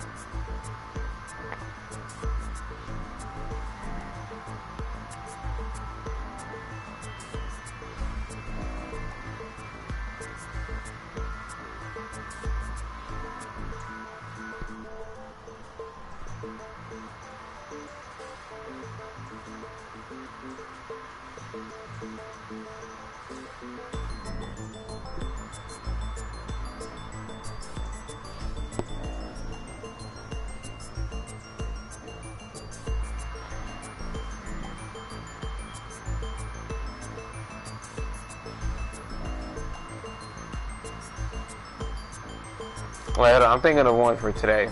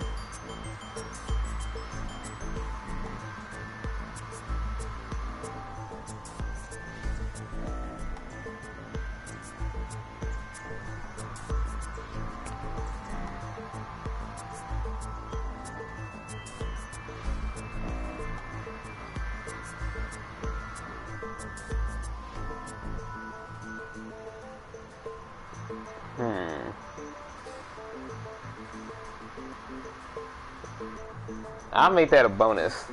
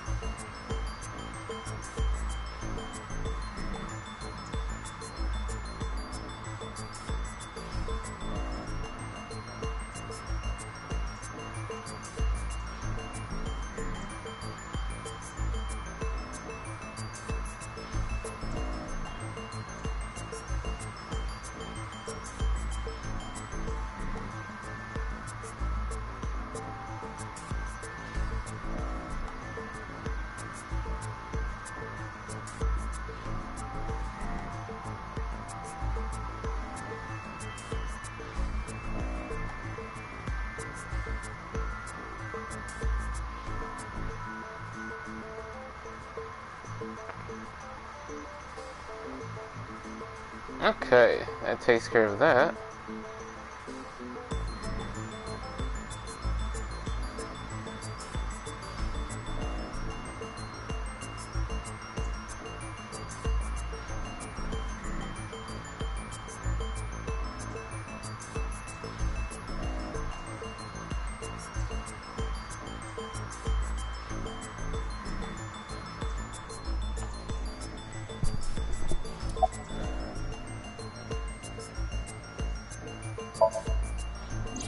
Years ago, Rohan took a woman's eye. She was already dead. He put his finger into her eye socket and gouged it out. The reason why was simple. He was fascinated by women's eyes. Their beauty stimulated his greed and his desire to possess them. He needed to have them, to make them his own. Driven by this instinctive impulse, he took the woman's eye. From then on, he acquired a grotesque obsession with the eyes of dead women. He was very particular about his need that the eye belonged to a deceased woman. But even being the head of a Yakuza gang, there weren't too many opportunities for him to indulge. His deepest, darkest desire went unfulfilled for years. However, he soon met his ideal partner, the aforementioned psychopath. The Cyclops killer would commit the murder, and Rohan would take the eye. Thus, a mutually beneficial relationship was established. This was the origin of the Cyclops serial killings. At about the same time, you were assigned to Abyss. He was born with a brain dysfunction. Due to damage to the posterior pituitary gland, he was unable to properly secrete oxytocin. Oxytocin is a peptide hormone linked to feelings of love, affection, and trust. It is colloquially referred to as the love hormone. It causes a tranquilizing effect which improves mood and relieves stress. It is normally secreted when the body makes contact with an object of affection, such as an embrace or caress. I'm sure you know what this implies, but he was unable to feel love in the way that we do. However, he was able to experience a substitute. His brain was wired in such a way that allowed him to feel satisfaction through other means. Due to the unique idiosyncrasies of his brain, he was able to release large amounts of dopamine and endorphins by performing a certain action. What was it? Murder. Dopamine is a hormone linked to the reward system of the brain. The pleasant feeling attained through accomplishment is dopamine. Endorphins are a kind of brain narcotic. They dull pain and create a feeling of happiness. He got pleasure from killing people? It's slightly more complicated than that. Killing people was the only way he could get pleasure. He was 12 when he took his first life. That enlightened him to the pleasure of murder, which he would do again and again.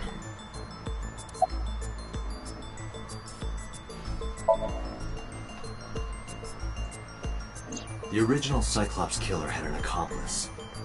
There were 2 Cyclops killers. And one of them was the former chairman of the Kumakuras, Rohan Kumakura. Rohan committed suicide by jumping to his death 1 year ago. That means... Pewter, tell me this.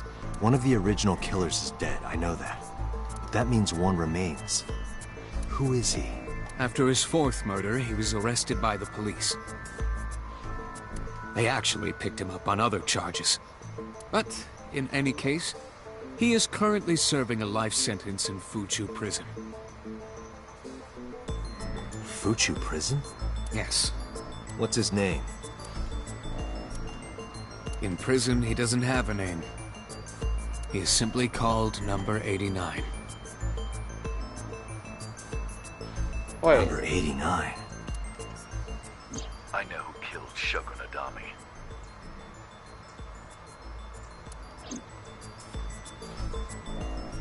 Oh yeah, when we got that call. So, now you know why I said that. That the original Cyclops killer couldn't have committed these crimes. Because one is dead, and the other is behind bars. Neither of them had the opportunity. Okay.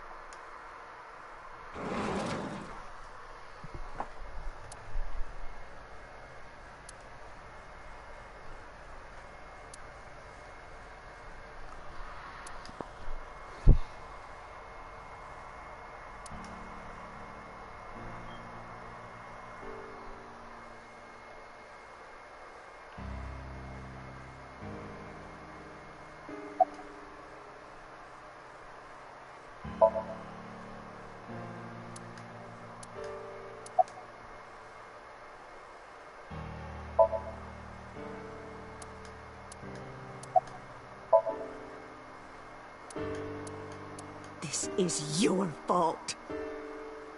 I heard from the police because you didn't take care of Iris. My boy Ota got involved. Date, I looked into the investigation report. Mayumi confirmed Ota's body early this morning. I see. I'm sorry. I want to be alone right now. Did you not hear me? I said leave!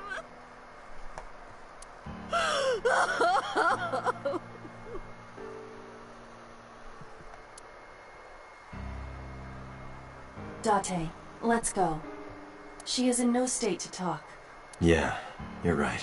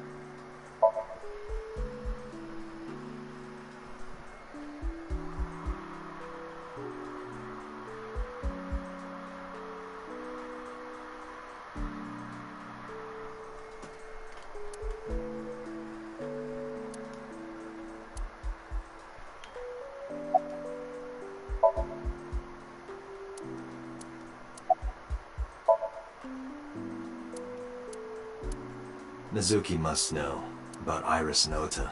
Of course. The news was distributed heavily across the internet.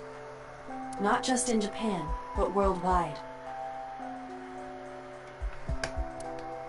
3 days ago, Mizuki discovered her mother's body. 2 days ago, her father's.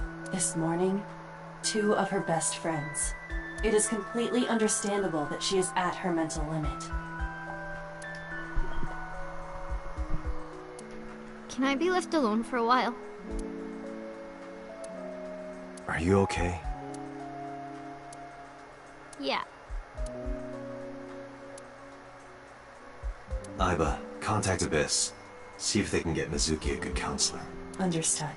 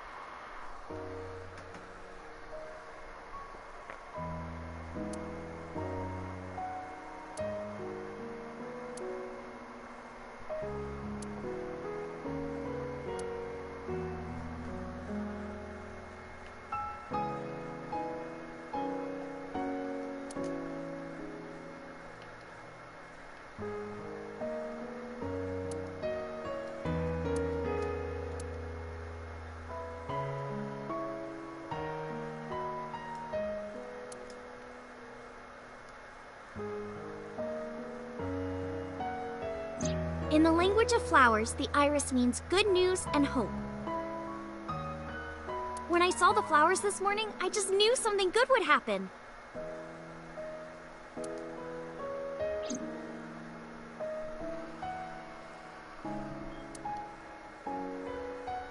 Iris.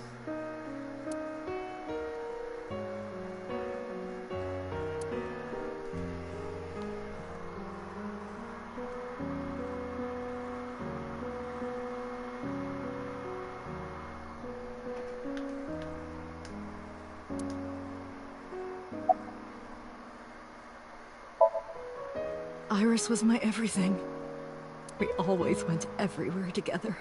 Whether it was buying clothes, or going to the movies, or taking a walk, or going shopping at the supermarket. When she was young, she would just hold one of my fingers. Her hand was too small to hold mine. Then it was 2, then 3. And finally she could hold my hand. But eventually, she left my hands altogether. She started crossing her arms, being independent, even though she needed constant attention growing up. Her memories are a part of this room. And always will be. When she was a baby, she fell off that sofa and cried and cried. One day she tore up her picture book all over the floor here. Another time she drew with crayons all over the window. She painted my portrait on Mother's Day.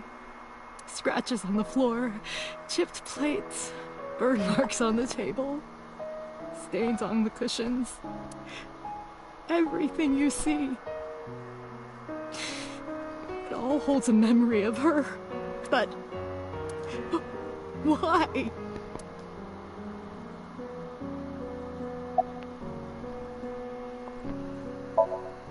Oda was one of my students.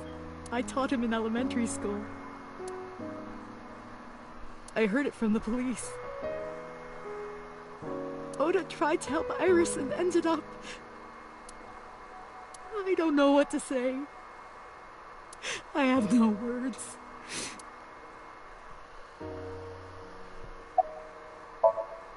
Hitomi, my entire focus is on this case.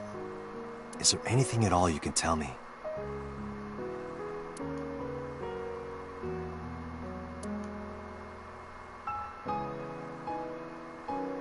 I don't know if this is important, but... No, please, tell me.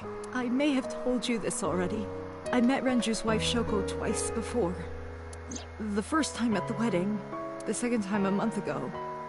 That second time was in the waiting room of the prison. Prison? There's an acquaintance of mine from when we were younger. I visit them a few times a year. By coincidence, I saw Shoko. I don't think she noticed me, but I recognized her as Renju's wife right away. She was there for the same reason I was, to visit one of the inmates. Do you know who? No, I don't. We didn't talk. Which prison? Fuju Prison, in Tokyo.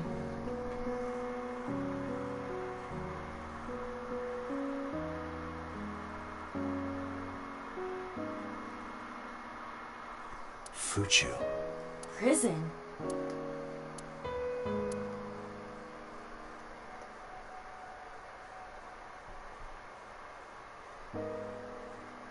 I'm sorry to have bothered you. I'll be going now.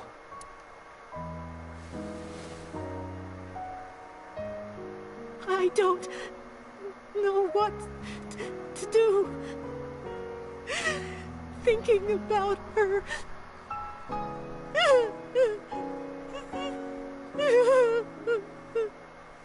Dante, please, you have to catch them. Please. Please. I will. Trust me.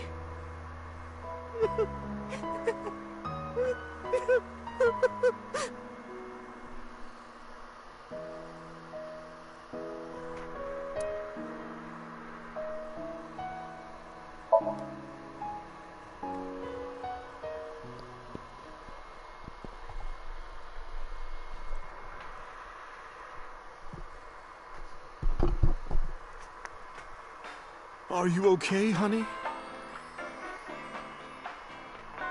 Huh? About last night. Well, at 3 in the morning, anyway. You know about it? It's on every channel. You have the face of a ghost. Do you want a glass? I don't need a drink. I need information. Do you have anything? Well, let's see. I do have... I suppose you could call it intuition. Tell me.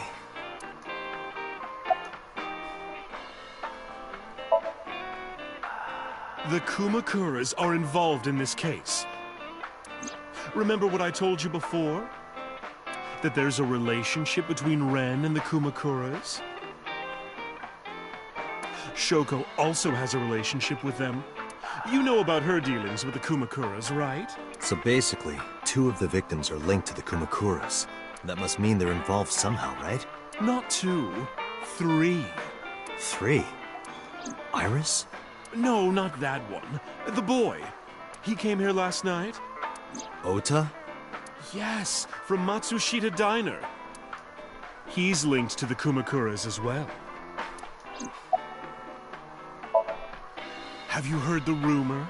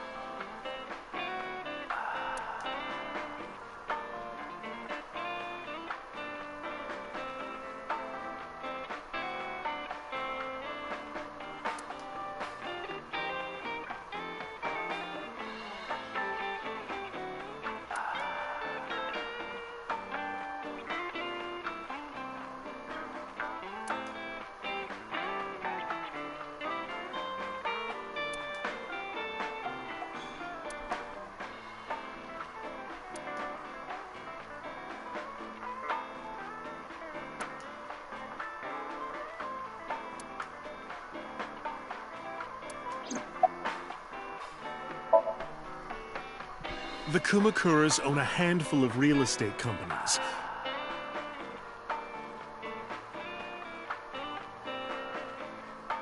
They of course look legit, but they're Yakuza fronts.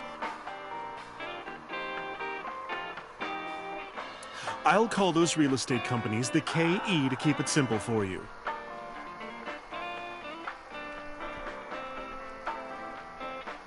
Apparently this game is getting a sequel. Oh, it is?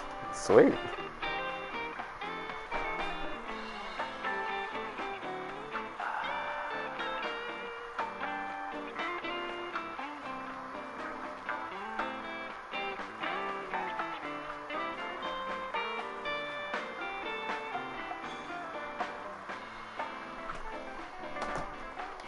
The KE followed in So's footsteps. They bought up land in Kawasaki.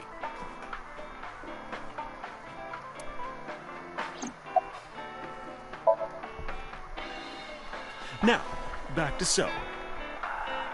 Have you heard of the plans for the casino in Kawasaki? So was the one who came up with it. Okay, so? I was born and raised in Kawasaki. Okay, so? I remember the landscape of my childhood, and I loved it dearly. Okay, so? But look at Kawasaki now. When I see images of the destruction on television, my heart aches like it's being chopped to pieces. Okay, so? But I promise you, I will revive the Kawasaki district at any cost. Okay, and? So? Casino Town Kawasaki will give new life to the city. Okay, so? After that, So moved fast. Okay, so?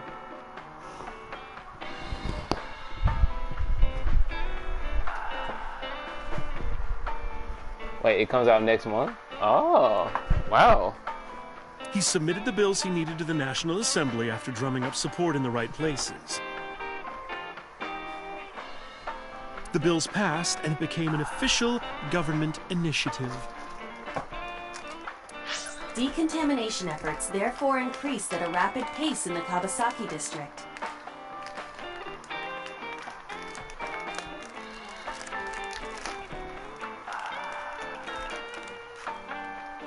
Yeah, quite so.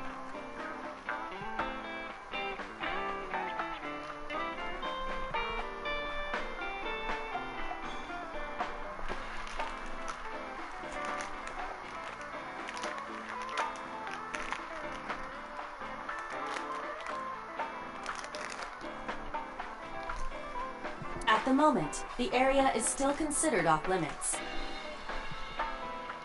Okay, so? However, the air in Kawasaki is currently purified to such an extent that it has no negative effect on the human body. Alright, so what?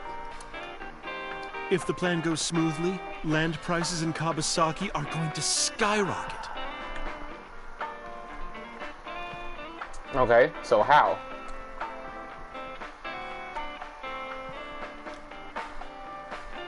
And all that land is owned by the KE. Okay, so what? And by So himself. So what you're saying is, so what?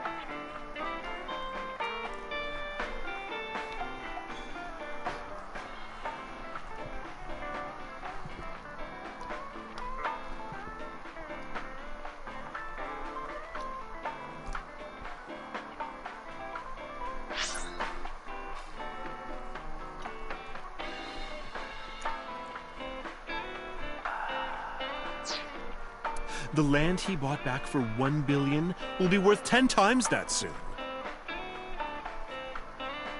He's involved in some shady business.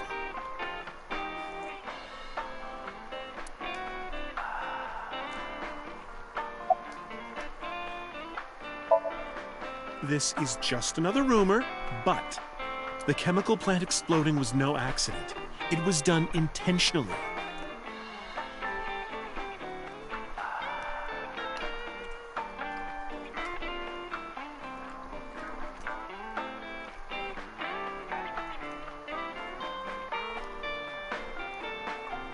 By So and the Kumakuras, you mean?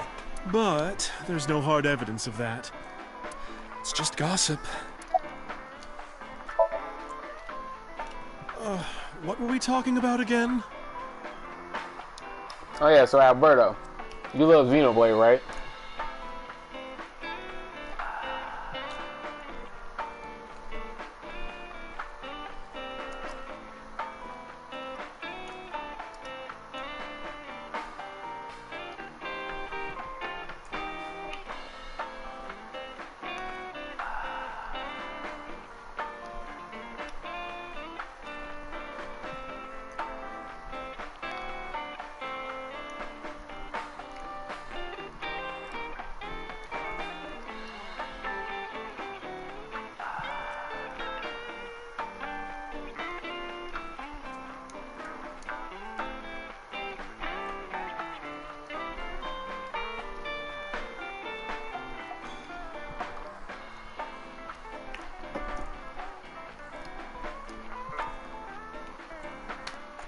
Ota and the Kumakuras.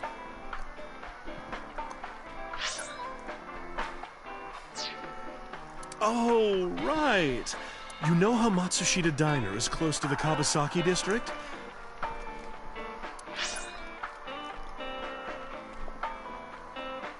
The chemical plant explosion made times hard.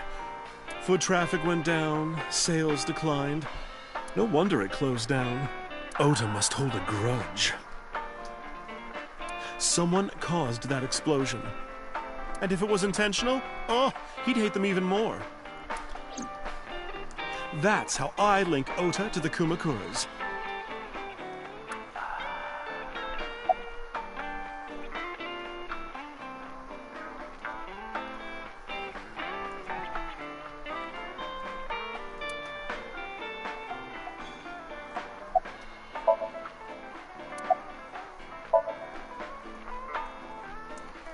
Thank you, Mama.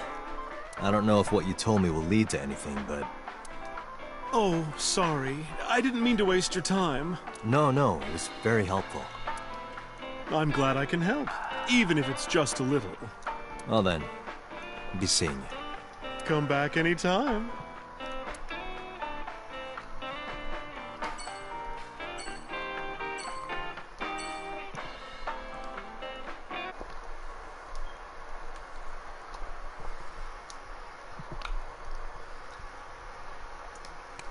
He said, yeah. Okay, so?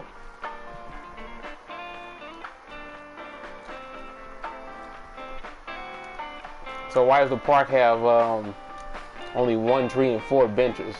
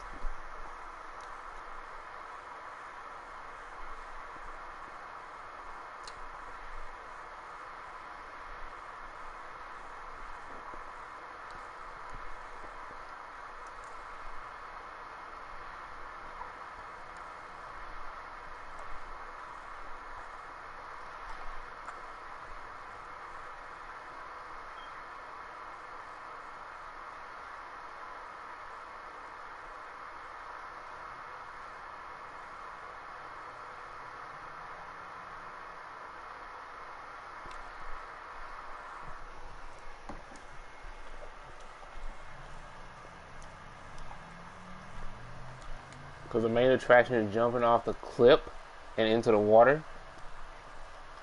Clip the typo. Now, Clip is actually a decent name for a character. So that works perfectly. Appreciate that.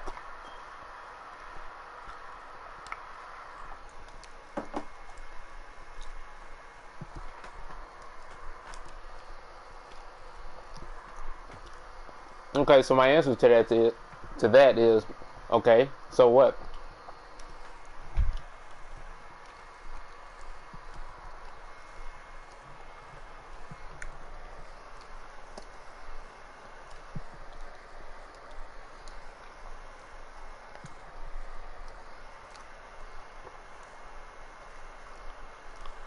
You're not going to win this unless you can get me to stop saying, okay, so.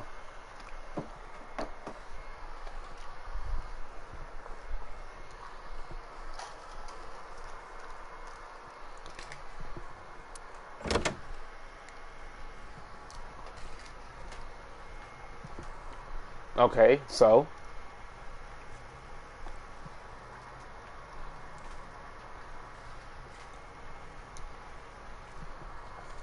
Pyra is not the best waifu.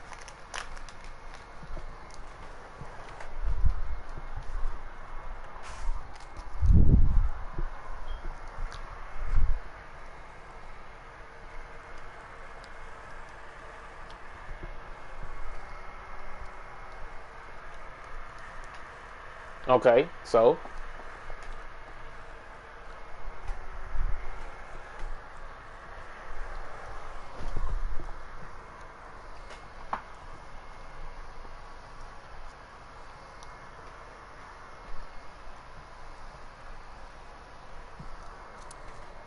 Where did she go?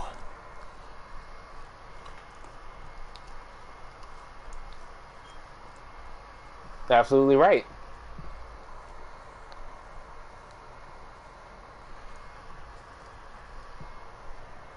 Well, she isn't always here, correct? True.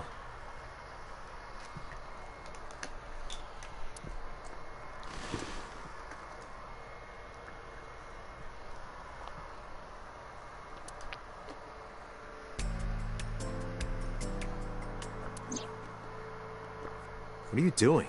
I thought it would be easier to talk like this. What do we have to talk about? A summary of the investigation, perhaps? What summary? We don't have anything new. That's not true. Huh? I was curious, so I did some research. About number 89.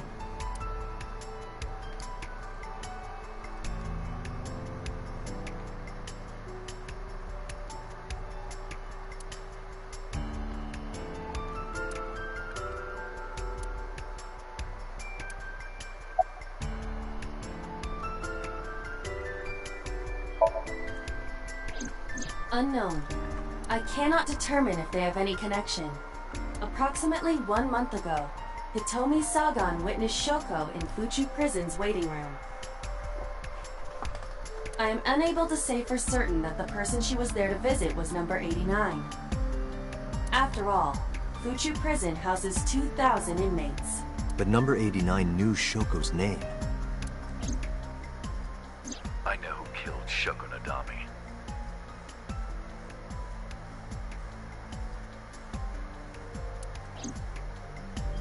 That must mean that he knew her somehow. It is possible.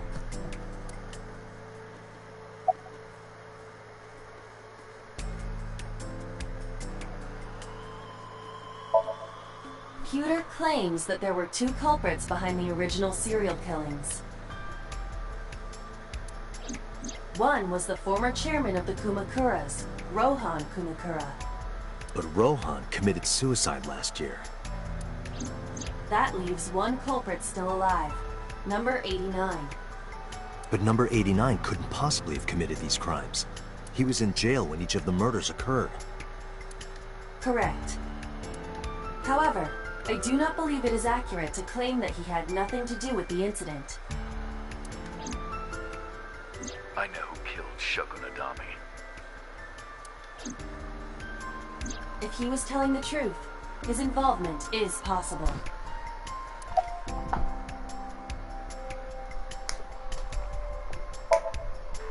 As you know, he is an assassin with multiple confirmed kills. He is currently serving a sentence at Fuchu Prison. He was imprisoned 6 years ago. That's what Pewter told us. After his 4th murder, he was arrested by the police.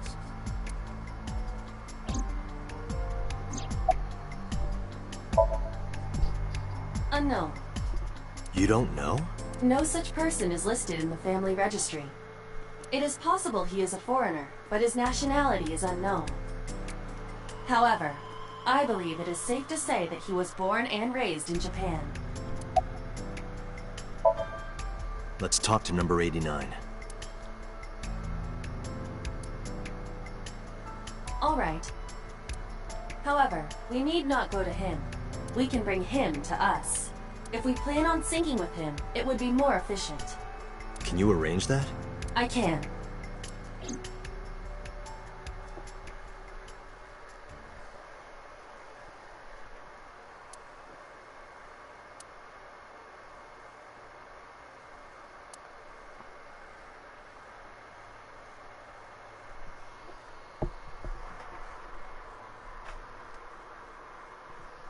That's so weird that she's not around.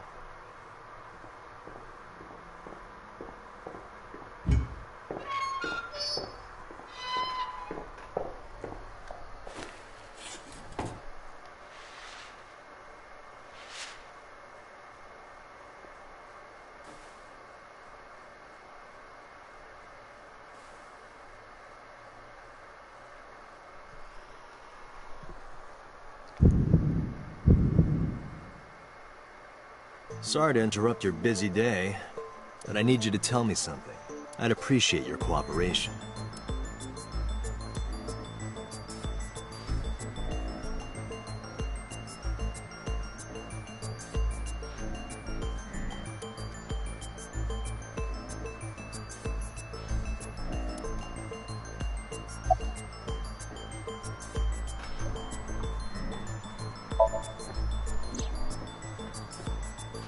Yeah, I guess I do. About a month ago, Shoko visited Fuchu Prison. Was she there to see you? That's right. What did you talk about? Nothing special. You're in no position to lie. I'm not lying. She didn't come to hear me talk. Then why did she come? To meet me. Meet you? She probably just wanted to see me.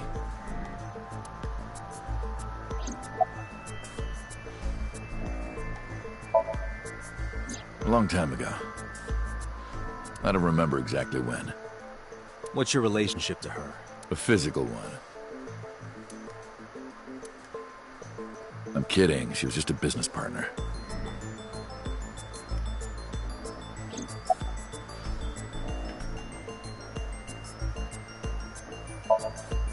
Burkina Faso. Burkina Faso is a republic in West Africa. Population 17 million. I don't have time for your jokes.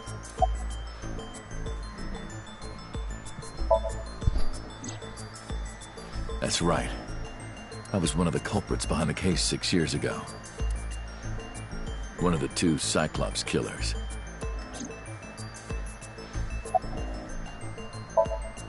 Number 89. Your real name? I don't remember. All right.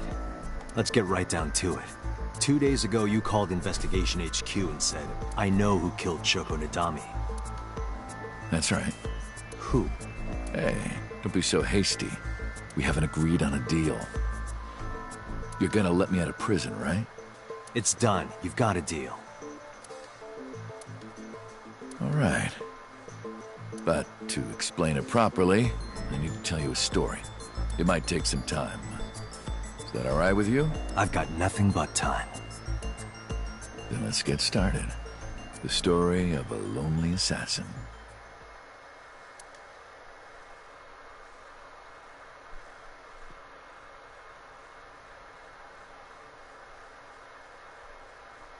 Once upon a time, there was a detective, full of righteous justice. Let's call him F. F found the evils of the world intolerable. F in the chat.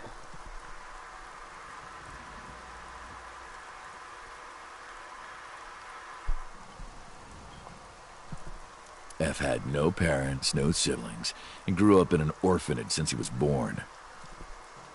Oh, wait, definitely F in the chat. Hell, I'm gonna have to post one too.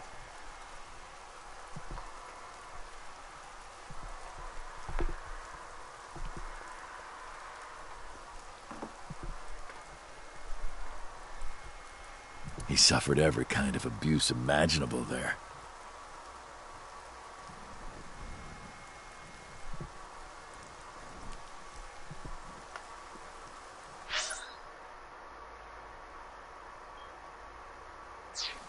It led him to despise all the evils of the world. One day, F was chasing a thug down at the harbor. Someone wanted for the assault and murder of women. Okay, I get it. I'll just throw down my knife. Here. And you lower your gun.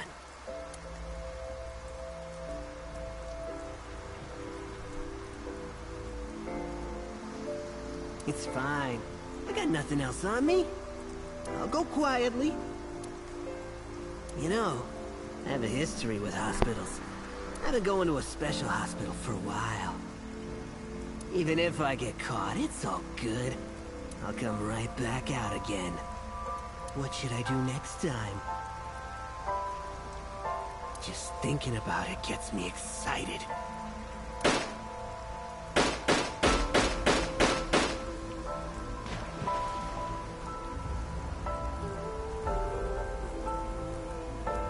The culprit was unarmed, but F never served a day in prison. The case went to trial for some time, but it was determined to be self-defense, and he was declared innocent. If the truth got out, it would be a huge scandal for the police. People at the upper level were terrified of what might happen, so they had evidence fabricated. F wasn't suspended or disciplined at all. After a while, he returned to his job like nothing happened. That was a turning point for him. He was ready to shed the morality that was weighing him down, holding him back.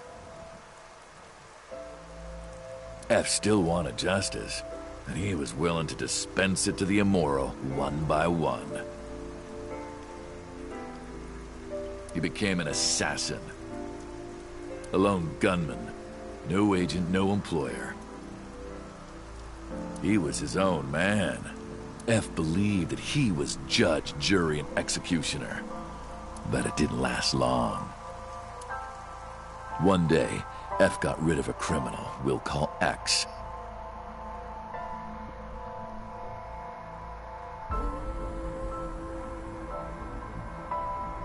Wait, X? There is no way that you beat Mega Man in a fight.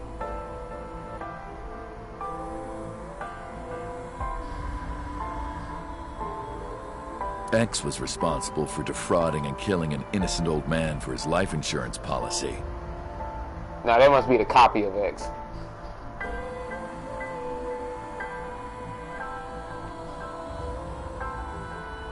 Turns out, X had connections. Someone wasn't happy that he died. Rohan Kumakura, chairman of the Kumakuras. X was a top executive of the Kumakuras at the time.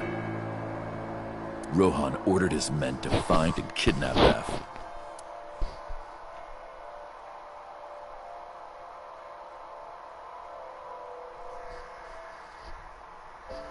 Oh yeah, Alberto. I've done some research. When you look at the VOD later for like any parts that you missed, you know, from when you had left, yeah, wait until you see what happened when I had pushed the locker. I know you've cleaned up at least 18 pieces of scum from this earth. But somehow there hasn't been a single criminal investigation. They're all treated as suicides, accidents, or natural causes. Amazing work. I'm impressed. How about you work for us? Of course, you have the right to say no, but it'll be the last word out of your mouth. F was trapped. Even if he somehow survived, he would be looking over his shoulder for the rest of his life. He had no choice but to take Rohan's offer. Thus, F's self-employment came to an end. He became a hired gun of the Kumakuras. Rohan even gave him a code name, Falco. Falco?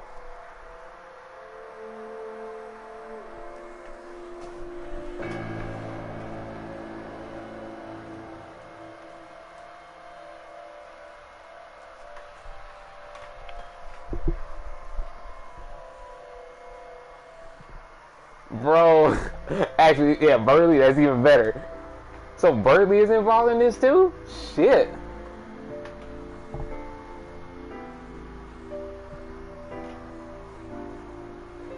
Oh, this game is fucking amazing.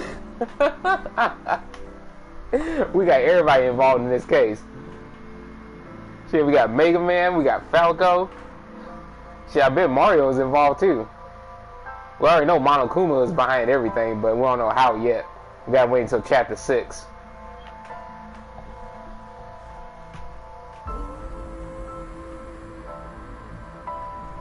Named for the falcon, a bird of prey.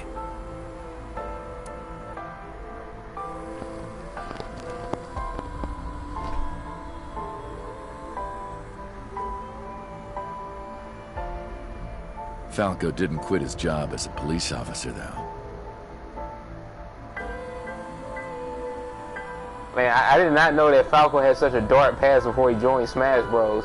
That's crazy. He worked as a detective by day, assassin by night, at the will of the organization. An ordinary killer would need motive to take a life. Not Falco. He did as he was told, one target after another.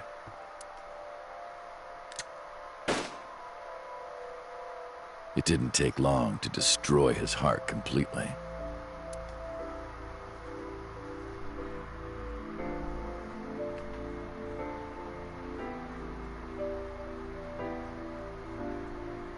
Time passed, and a few years back,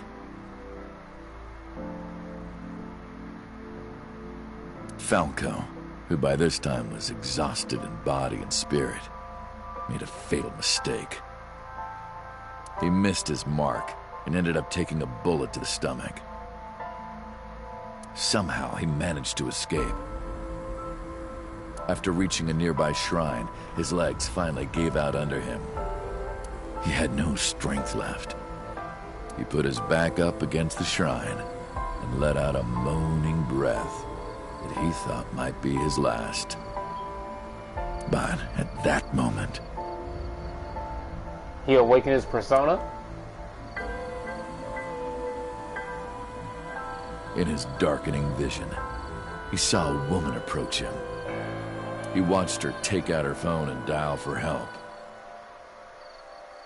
At the same time, he heard footsteps. Footsteps of at least 2 people closing in. He knew immediately that they were after him. He sprung into action, grabbing the woman and pulling her close, kissing her to keep her from talking.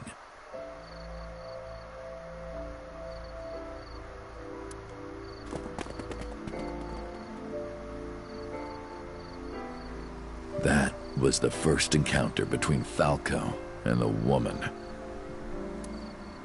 She was a teacher at some school.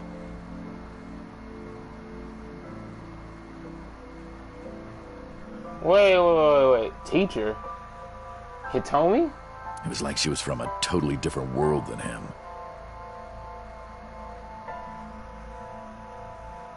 Listening to her talk, he would forget everything about his line of work. Hey, Daniel.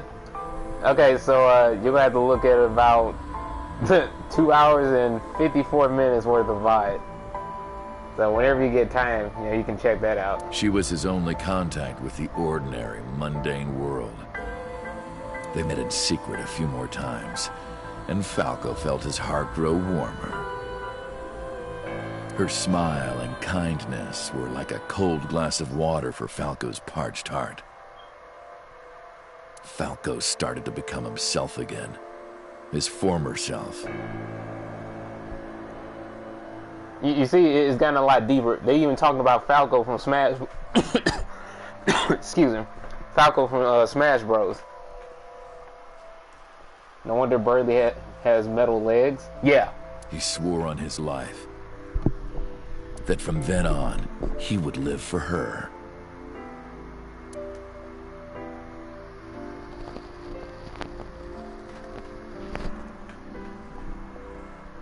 So, you want to go clean? Fine. Do as you please. You've done a lot for us. But there is one last thing. One final job I want you to do for me. It's nothing major. This woman and her daughter. I need you to dispose of them. Should be simple, no? Rohan handed Falco a picture of a woman and a girl. It was the teacher Falco met at the shrine. And her daughter. She had just turned 12. Rohan wanted him to get rid of Hitomi and Iris. Ain't that some shit? Why the two of them? Rohan, as usual, never gave a reason. And Falco had no intention of carrying out the kill. But if he didn't, he knew that someone else would.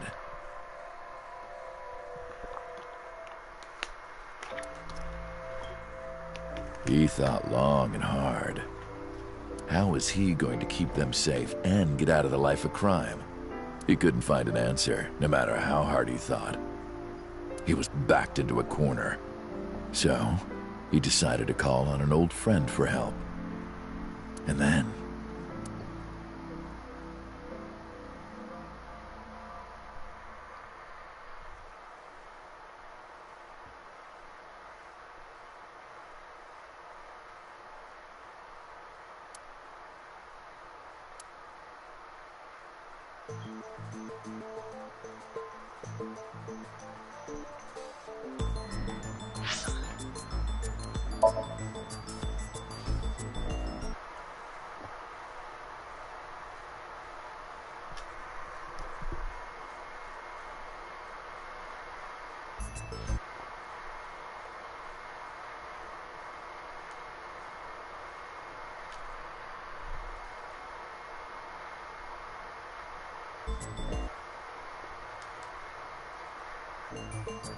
Okay, so since he suddenly went silent like that, I wanna end the stream right here.